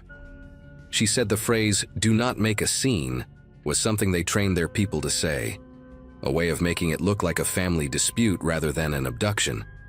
They never caught them. Detective Castillo called me a few times over the following weeks, updating me on the investigation, but the van's plates had been stolen from a car in Delaware, and the footage was not clear enough to run through facial recognition. She told me that groups like this moved constantly, hitting different stores in different cities, never staying in one place long enough to be tracked. The woman who grabbed Lily could be anywhere by now, could be approaching another child in another toy aisle at this very moment. That thought kept me awake for months, still keeps me awake sometimes. I think about the other parents who were not as lucky as me, the ones who looked at their phones for 10 seconds instead of 5, the ones whose children did not know to scream. I think about what would have happened if that van had pulled away with my daughter inside, where she would have ended up, what they would have done to her. Those thoughts never fully go away. They just get quieter over time. Lily is 14 now, and she still will not let me out of her sight in public places. She does not remember the details of that day anymore. The memories have faded into something vague and dreamlike, but her body remembers. She gets anxious in crowds, reaches for my hand without thinking about it, always positions herself so she can see the exits. We never went back to Brennan's. It closed down a few years later anyway. But every time we pass a department store, she walks a little faster. I taught her everything Detective Castillo told me to teach her. How to scream and fight and never stop making noise. How to yell, "This is not my mom," or "I do not know this person," so bystanders understand what is happening. I check her location on my phone a dozen times a day, even though she is too old for that now. Even though she rolls her eyes every time I text to ask where she is. I know I am overprotective. I know I need to let her grow up. But I keep seeing that woman's calm face. Keep hearing those words in that steady voice. Do not make a scene. Sometimes at night, when everything is quiet and Lily is safe in her room and the house is locked up tight, I let myself feel the full weight of how close we came. And then I get up and check the locks one more time, just to be sure.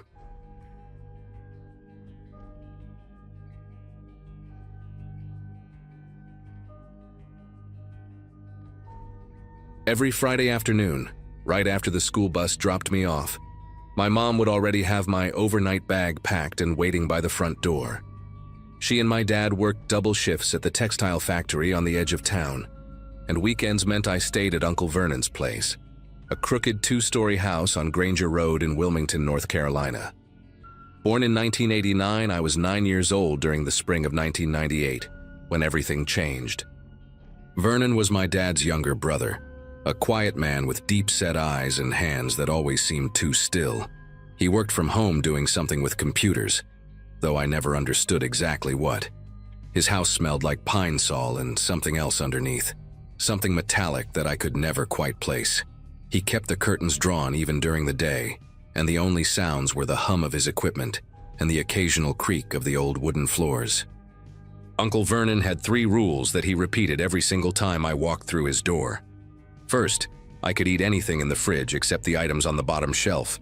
Second, bedtime was 9 o'clock sharp, no exceptions. Third, and he always said this one slower, leaning down to meet my eyes, I was never under any circumstances to open the basement door. He told me the stairs were rotted through and dangerous, that he kept old electrical equipment down there that could hurt me. The door itself was nothing special, just a plain white door at the end of the hallway near the kitchen. But it had 3 heavy-duty locks on it. Deadbolts, the kind you see on front doors of apartments in bad neighborhoods. Even at 9 years old, I remember thinking that was strange. You do not put 3 deadbolts on a door just to protect a kid from falling down some stairs. But I was a quiet child, obedient to a fault, and Uncle Vernon was always kind to me in his distant way. He let me watch cartoons, made me grilled cheese sandwiches, and never raised his voice. So I followed his rules without question, and I never touched that door. That particular weekend started like any other. My dad dropped me off around 6 in the evening, gave me a quick hug through the car window, and drove off with a tired wave. Uncle Vernon stood on the porch wearing his usual outfit, khaki pants, a faded blue button-down shirt, and those thick glasses that made his eyes look smaller than they were. He smiled when he saw me, but his smiles never quite reached his eyes. They were more like a reflex, something he had learned to do rather than something he felt. We ate dinner together in the kitchen, microwaved lasagna and a glass of milk, while he asked me about school in that flat, distracted way of his. I told him about my spelling test and the new kid in class named Oliver who ate glue. Vernon nodded at all the right moments, but I could tell his mind was somewhere else. He kept glancing at his watch, then toward the hallway where the basement door waited in shadow. After dinner, I settled into my usual spot on the living room couch with a blanket and the remote control. Vernon had basic cable, which meant I could watch Cartoon Network until 9 o'clock. He disappeared into his office down the hall, a small room packed with computer towers and tangled wires, and I heard the familiar click of his door closing. That was normal. He always worked at night, typing away at something I was never allowed to see. Around 8:30, I heard his office door open, followed by his footsteps moving through the house. But instead of coming to check on me, the footsteps went the other direction, toward the kitchen, toward the basement. I heard the metallic scrape of locks being turned, one after another, then the creak of a door opening, then footsteps descending stairs that were supposedly too dangerous for anyone to use. I turned the volume up on the television and pretended I had not noticed. That was what good boys did. They minded their own business and followed the rules. 9 o'clock came and Vernon reappeared from somewhere in the back of the house, his face calm and expressionless as always. He told me it was bedtime, and I did not argue. The guest room was on the 2nd floor, a small space with yellow wallpaper and a twin bed that squeaked every time I moved. There was a window that looked out onto the backyard, but Vernon kept it locked and covered with thick curtains. He tucked me in the way he always did, mechanical, efficient, like he was following instructions from a manual. He said goodnight, turned off the lamp, and closed the door behind him. I lay there in the dark, listening to the old house settle around me.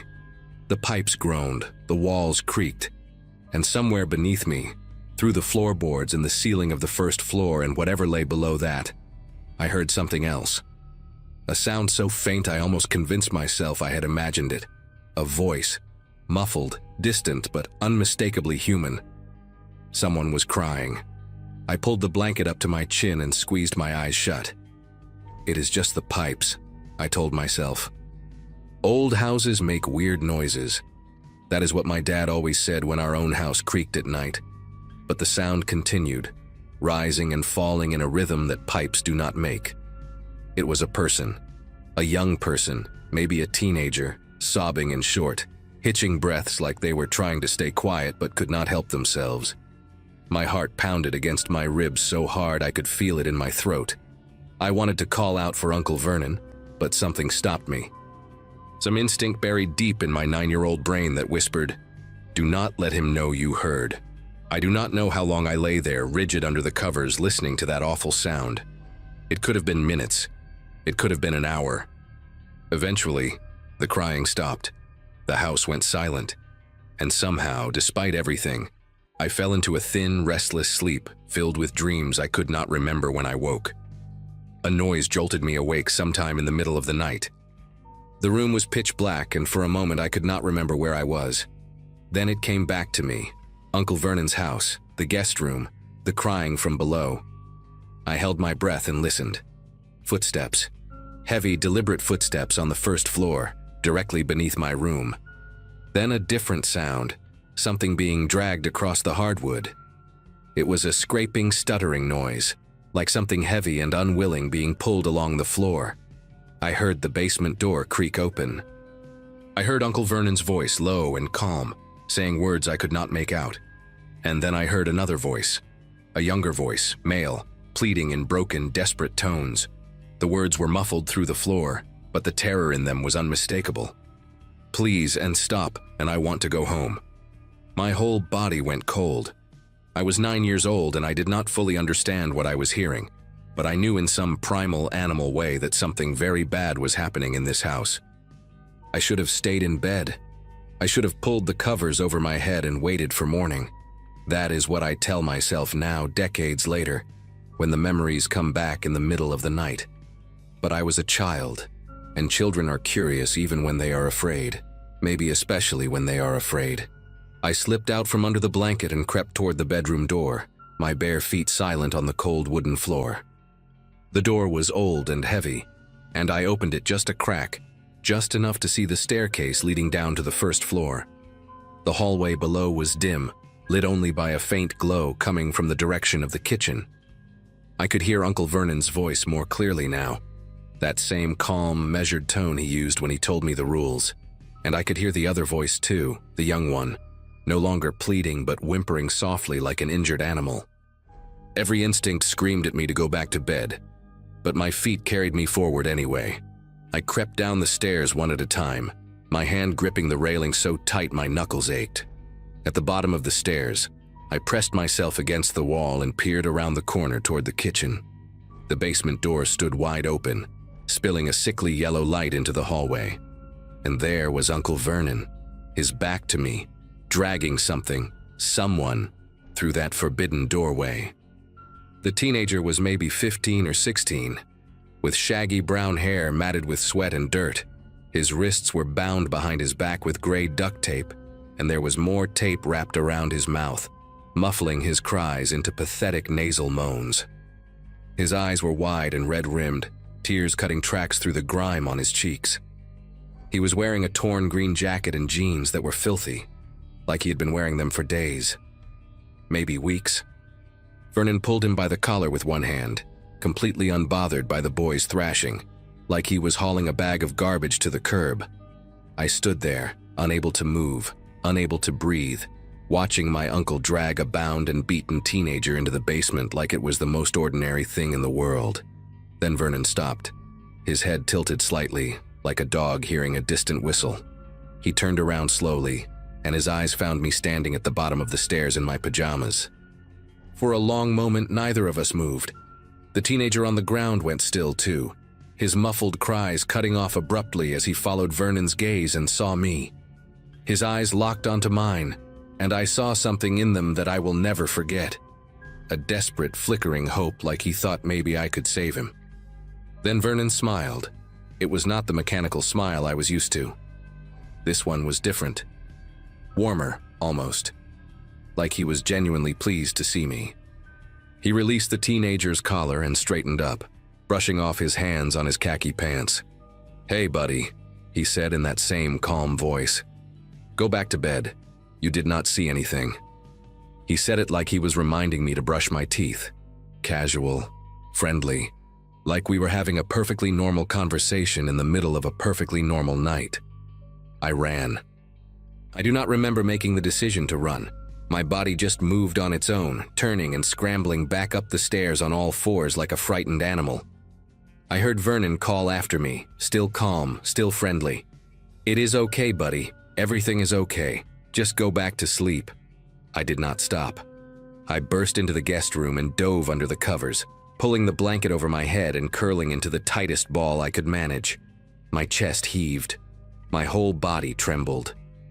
I squeezed my eyes shut and pressed my palms over my ears, trying to block out the world, trying to pretend I was somewhere else. Anywhere else.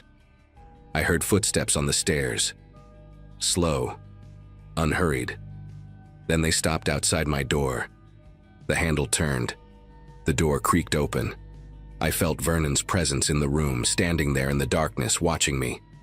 Neither of us spoke. After what felt like an eternity, the door clicked shut again. The footsteps retreated down the stairs. And I lay there, shaking, until the first gray light of dawn crept through the curtains. When morning came, Vernon acted like nothing had happened. He made me scrambled eggs and toast, humming softly to himself while he cooked. The basement door was closed and locked, all 3 deadbolts firmly in place. The hallway floor was spotless. No scuff marks, no dirt, no sign that anyone had been dragged across it just hours before. Vernon asked me if I slept well, and I nodded because I did not trust my voice. He smiled that mechanical smile and told me my dad would be picking me up around noon. I sat at the kitchen table and ate my eggs in silence, my eyes fixed on my plate, terrified to look anywhere else. The house smelled like pine sol again, stronger than usual, like Vernon had been cleaning all night. When my dad arrived, I ran to the car without looking back. I climbed into the back seat and stared out the window as we drove away, watching Uncle Vernon wave from the porch, his hand moving slowly back and forth like a metronome. I never told my parents what I saw. I was 9 years old, and I did not have the words. And part of me, a bigger part than I want to admit, was afraid that if I said anything, Vernon would know. Vernon would find out. Vernon would come for me. After that weekend, I refused to go back to Uncle Vernon's house. I threw tantrums, faked sickness, did everything a 9-year-old could do to avoid being left there again. My parents thought I was just being difficult, going through a phase, my mom called it. They tried to force the issue a few times, but I screamed and cried so hard that eventually they gave up and found a neighbor lady to watch me instead. Vernon came to our house for Thanksgiving that year, and I locked myself in my room and refused to come out until he left. My dad was furious with me, said I was being disrespectful to family. I took the punishment, no television for a week, without complaint. It was worth it. Anything was worth it to never be alone with Vernon again. Over the years, I saw him less and less. He moved away when I was 12 somewhere out west, and the family lost touch. I grew up, went to college, got a job, built a life. I buried that night so deep I almost convinced myself it had been a nightmare. Almost. Then, 15 years later, I saw his face on the evening news. Vernon Caldwell, 53 years old, arrested in Albuquerque, New Mexico for the kidnapping and imprisonment of 2 teenage boys. The police had found them in a soundproofed room beneath his garage, malnourished and terrified, but alive. The news anchor said Vernon had been linked to at least 4 other missing persons cases across 3 states, dating back over 2 decades. They showed his mugshot, older now, grayer, but with those same deep-set eyes and that same flat expression. I sat on my couch and stared at the screen, and suddenly I was 9 years old again, standing at the bottom of those stairs, watching my uncle drag a bound teenager into the darkness. I thought about the boy in the green jacket, the one whose eyes had begged me for help. I never found out what happened to him. I looked through every article, every court document I could find, but his name was never mentioned. Maybe he escaped. Maybe Vernon let him go. Or maybe he is still down there somewhere, in a basement I never had the courage to report, buried beneath a house that was torn down years ago. I will never know. And I think that is the part that haunts me most, not what I saw, but what I did not do. I was just a kid. I know that. But some nights when the house is quiet and the memories come flooding back, I still hear that muffled crying through the floorboards. And I wonder if things might have been different, if I had just found the words to speak.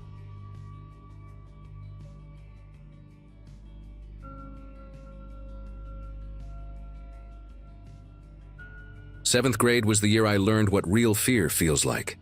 Not the kind you get from horror movies or haunted houses at the fair, but the deep, paralyzing kind that starts in your chest and spreads through your whole body until you cannot breathe. It was a Friday in March 2014, and I had been running a fever all night, so my mom finally let me stay home from school. We lived in a quiet suburb outside of Baltimore, on a street called Ashford Circle where nothing interesting ever happened. My dad worked as an accountant and left the house around 6 every morning. My mom was a nurse at a hospital 20 minutes away, and her shift started at 7:30. Before she left, she stuck a yellow note on the refrigerator with her neat handwriting. "Take your medicine at noon, drink fluids. Do not answer the door for anyone. Call me if anything happens." I barely glanced at it. Our neighborhood was the kind of place where people left their cars unlocked, and kids rode bikes until the streetlights came on. The idea that something bad could happen there seemed almost ridiculous. The morning went by slowly, the way sick days always do. I watched cartoons for a while, then switched to some action movie on cable that I had already seen twice before. My throat hurt and my head felt stuffed with cotton, but it was manageable. My older sister Natalie was away at college in Virginia, so I had the whole house to myself, which felt like a rare kind of freedom. Around 11, I heated up leftover chicken soup and ate it on the living room couch, something my mom never allowed when she was home. Outside, the sky was a flat, heavy gray, the kind that makes everything feel muted and still. I looked out the front window at some point and noticed how empty the street was. All the neighbors were at work, all the kids at school. The only movement was a single crow hopping across the Delgado family lawn 3 houses down. For the first time that morning, the silence in the house started to feel less comfortable and more like something pressing against my ears. It was around 12:30 when I first heard it. I had just taken my medicine and was walking back to the couch when there was a sound at the front door. Not a knock exactly, but more like someone testing the handle, turning it slowly back and forth. My first thought was that maybe my mom had come home early to check on me, but that did not make sense because she always used the garage door. I stood in the hallway, frozen mid-step, and listened. The handle moved again, a soft metallic rattling that seemed impossibly loud in the quiet house. Then it stopped. I figured it was probably a delivery driver who got confused when no one answered, maybe leaving a package on the porch. We got stuff from online orders all the time. I almost walked to the door to check, but something made me hesitate. Instead, I stayed where I was and waited. About 30 seconds later, I heard footsteps moving along the side of the house, crunching softly on the dead leaves that had piled up against the foundation over the winter. They were heading toward the back. Told myself it was nothing. Maybe a meter reader from the electric company, or a neighbor looking for their dog. There were 100 explanations that made sense, and I cycled through all of them as I stood there in my pajamas with my heart beating just a little faster than normal. The footsteps stopped somewhere near the back of the house, and then I heard a new sound, a soft tapping on glass. It was coming from the kitchen window, the one above the sink that looked out onto our small backyard.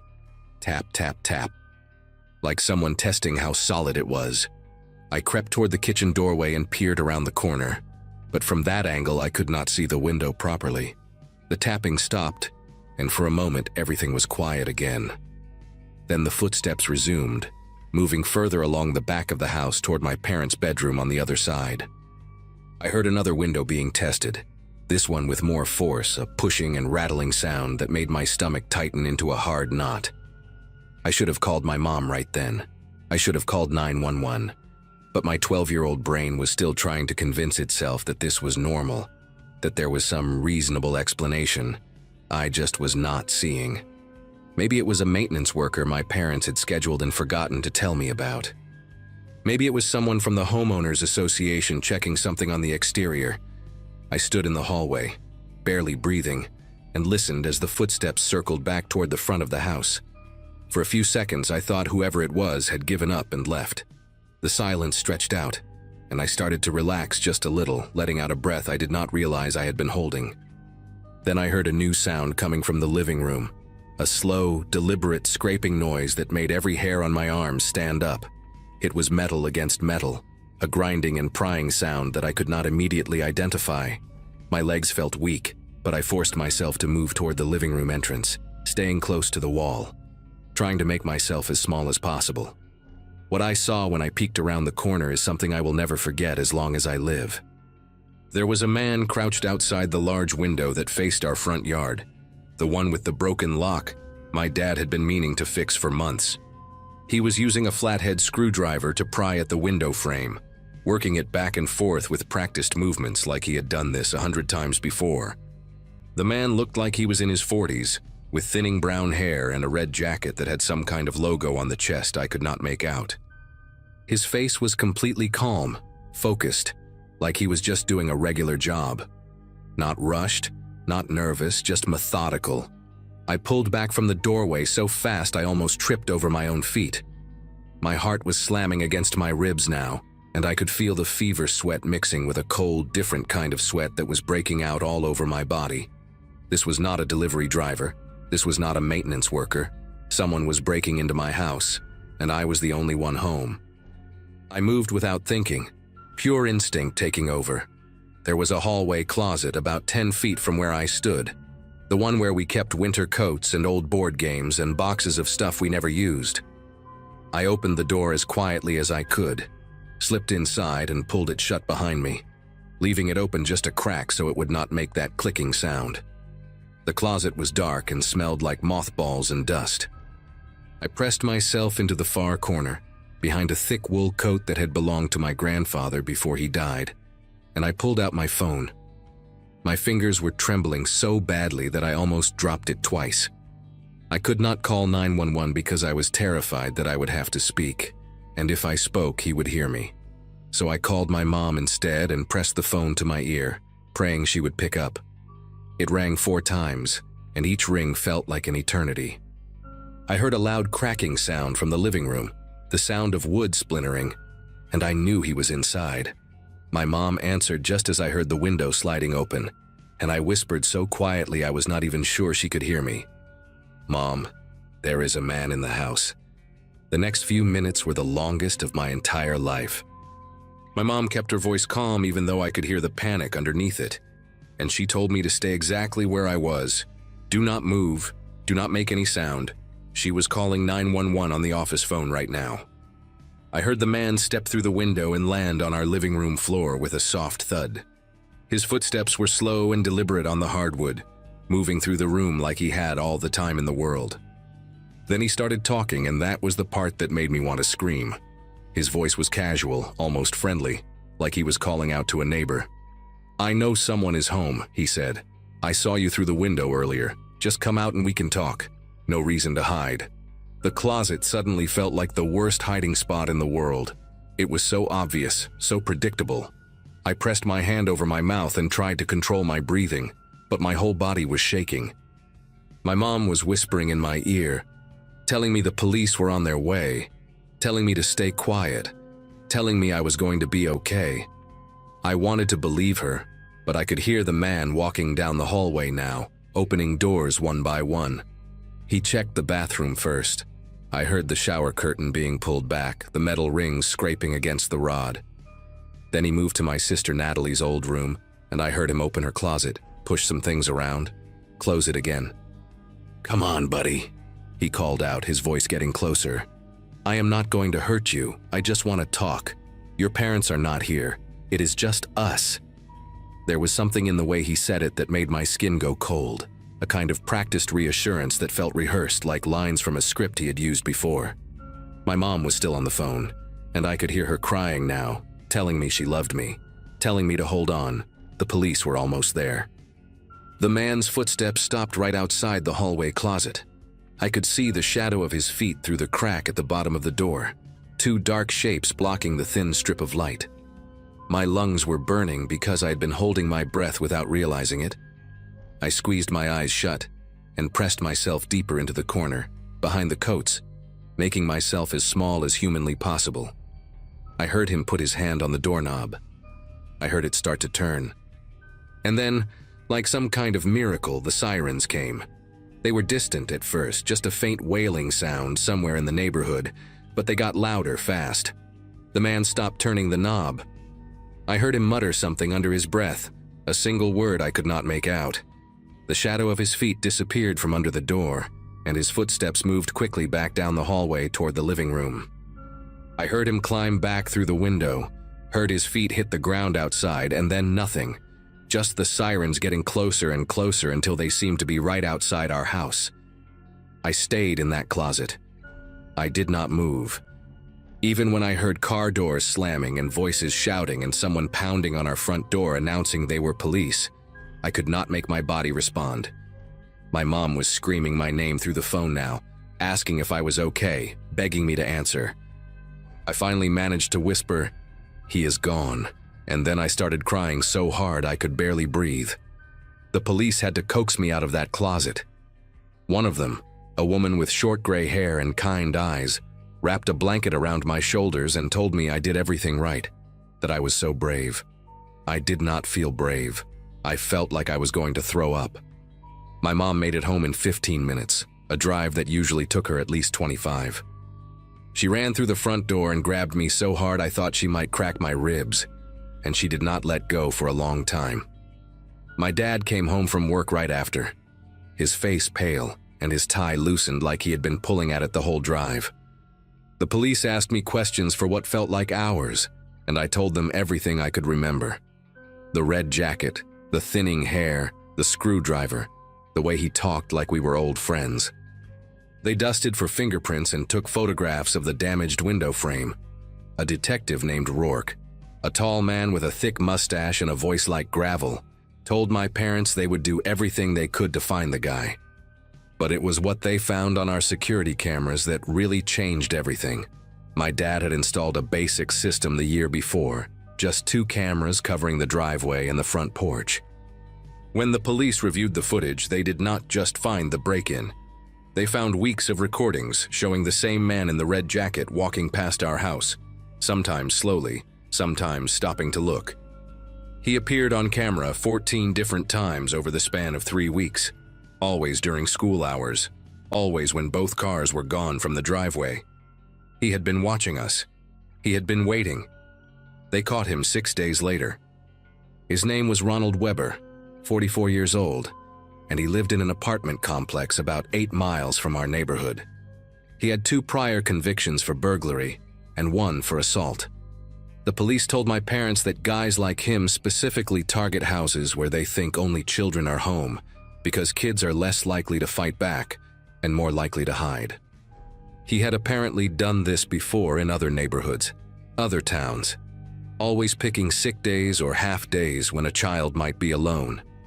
I do not know what he would have done if those sirens had come 30 seconds later, if his hand had finished turning that doorknob. I try not to think about it, but sometimes late at night when I cannot sleep, my mind goes there anyway. We moved to a different house the following summer, one with a better security system and stronger locks and no windows that a screwdriver could pry open. I am 23 now, finishing up graduate school in Boston, and I still check every lock twice before I go to bed. I still feel my chest tighten when I hear unexpected footsteps outside. Some fears do not go away just because you survive them. They just become part of who you are.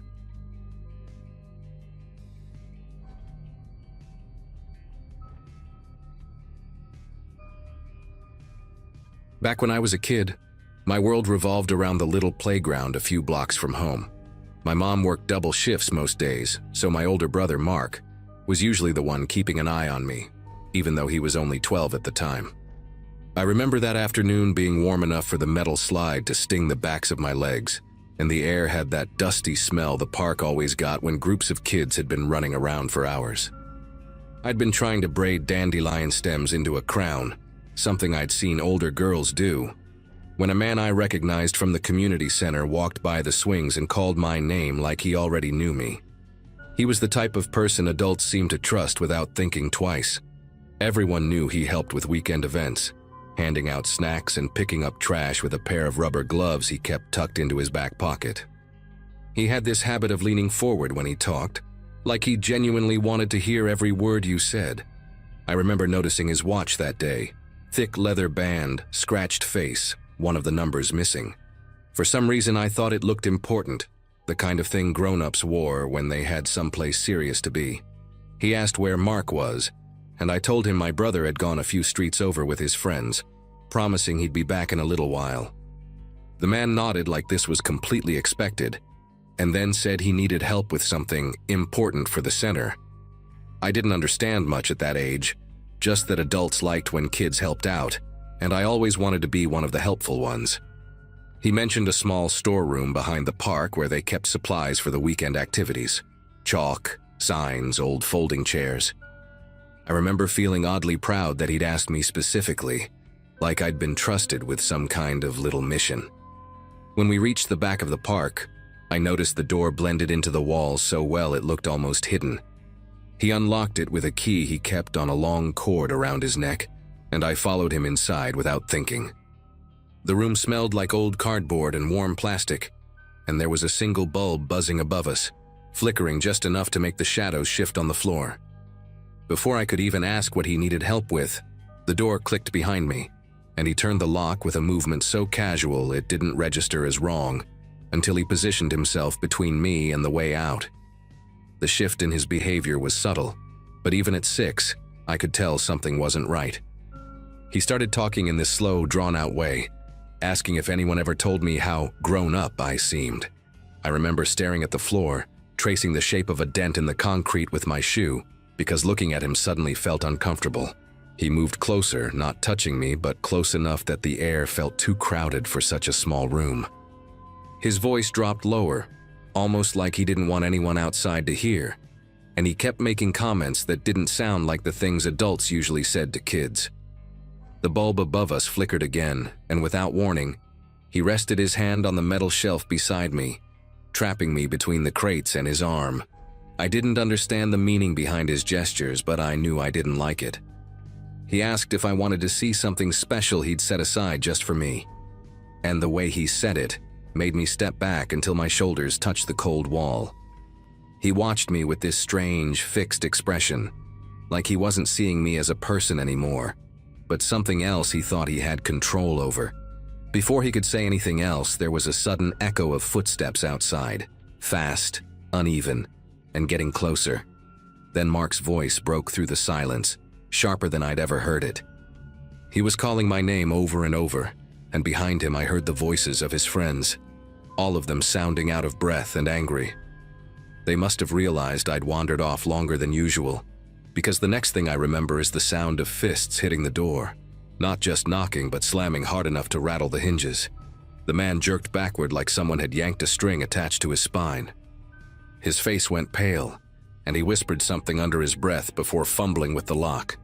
The pounding outside only got louder, echoing through the small space, and for a moment I honestly thought the door might break open. When he finally twisted the key, he pulled the door open just a crack and muttered for me to go quickly, like he knew there was no way to talk his way out of what was happening. I slipped past him, my legs stiff and shaky, and ran straight into Mark's arms. Mark didn't let go of me right away. He kept one arm around my shoulders while grilling the man with questions, demanding to know why I'd been in there with him and why the door was locked. His friends stood behind him, tense and ready to jump in if anything happened. The man tried to act calm, adjusting the cord of his key and insisting it was a misunderstanding, that he'd only been showing me where they kept supplies. But his voice shook just enough for even a kid to notice, and he wouldn't look any of them directly in the eye. One of Mark's friends, Tyler, pointed out that adults didn't usually give private tours to little kids in rooms with no windows. Another said he'd seen us walk toward the back of the park and thought it was weird.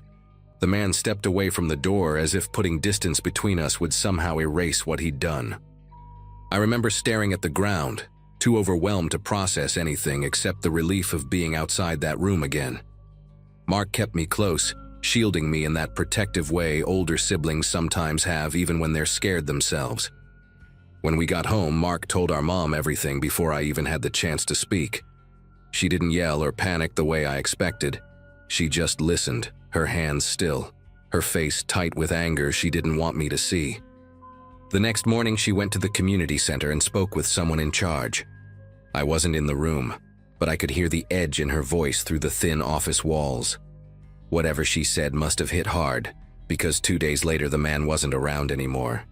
His name was taken off the volunteer board, and no one seemed to know where he'd gone. As a kid, I assumed adults handled everything behind the scenes, and that was the end of it. But now, looking back, I realize how close things came to becoming something much darker. Sometimes when I think about it, I picture that dim room with the buzzing light and the way he stood between me and the door. Then I think about Mark, 12 years old, sprinting across the playground because he realized his little sister had been gone too long. If he and his friends hadn't shown up when they did, I genuinely don't know what would have happened. All I know is he disappeared from our neighborhood after that day, and no one ever spoke his name again.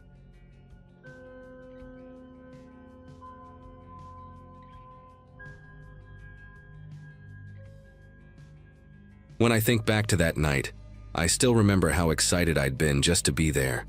I was 10, and staying over at my friend Lucas's house felt like stepping into a world that wasn't mine. Different smells, different routines. Even the way his mom stacked the cereal boxes felt unfamiliar in a good way. I'd known Lucas from school, but this was the first time our parents agreed to let me sleep over. We spent the whole afternoon playing video games in his room, eating microwave popcorn his mom made, and arguing about which monster was scarier in a movie we definitely weren't supposed to watch. By the time we settled down for bed, the house felt comfortable enough that I didn't think twice about being away from home. Lucas slept in this wooden twin bed that creaked every time he moved, and I had a sleeping bag laid out on a rug with little planets printed all over it. His room wasn't big, but it felt cozy. There was a nightlight shaped like a baseball on his dresser, casting this warm, soft glow across the walls. I remember lying there, listening to the distant hum of the fridge downstairs and the occasional passing car outside. For a while, nothing felt strange at all. It was the kind of night that should have been easy, the kind where a kid just drifts off without thinking about anything scary. Sometime in the middle of the night, I snapped awake without knowing why. It wasn't from a nightmare, and it wasn't a noise. Not at first. It was just that weird shift when your mind suddenly flicks back on. I stayed still in my sleeping bag, letting my eyes adjust to the dim light in the room. Lucas was turned toward the wall, breathing slow and steady.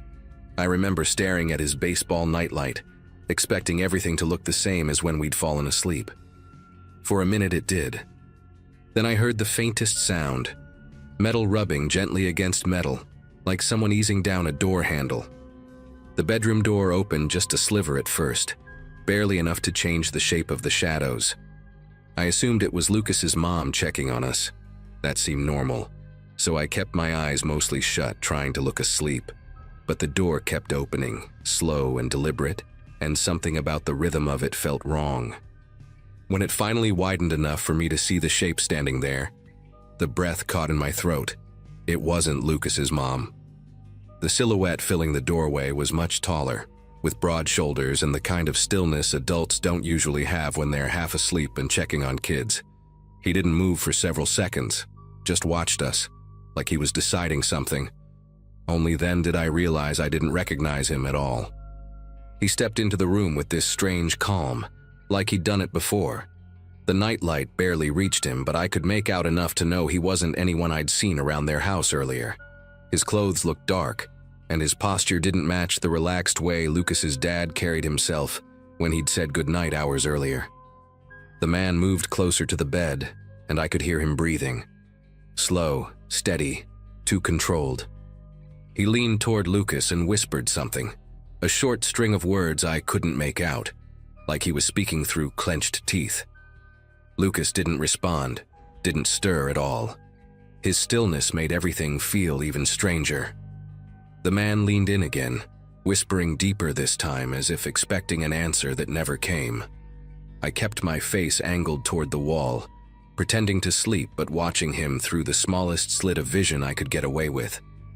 The man straightened up and turned his attention toward me.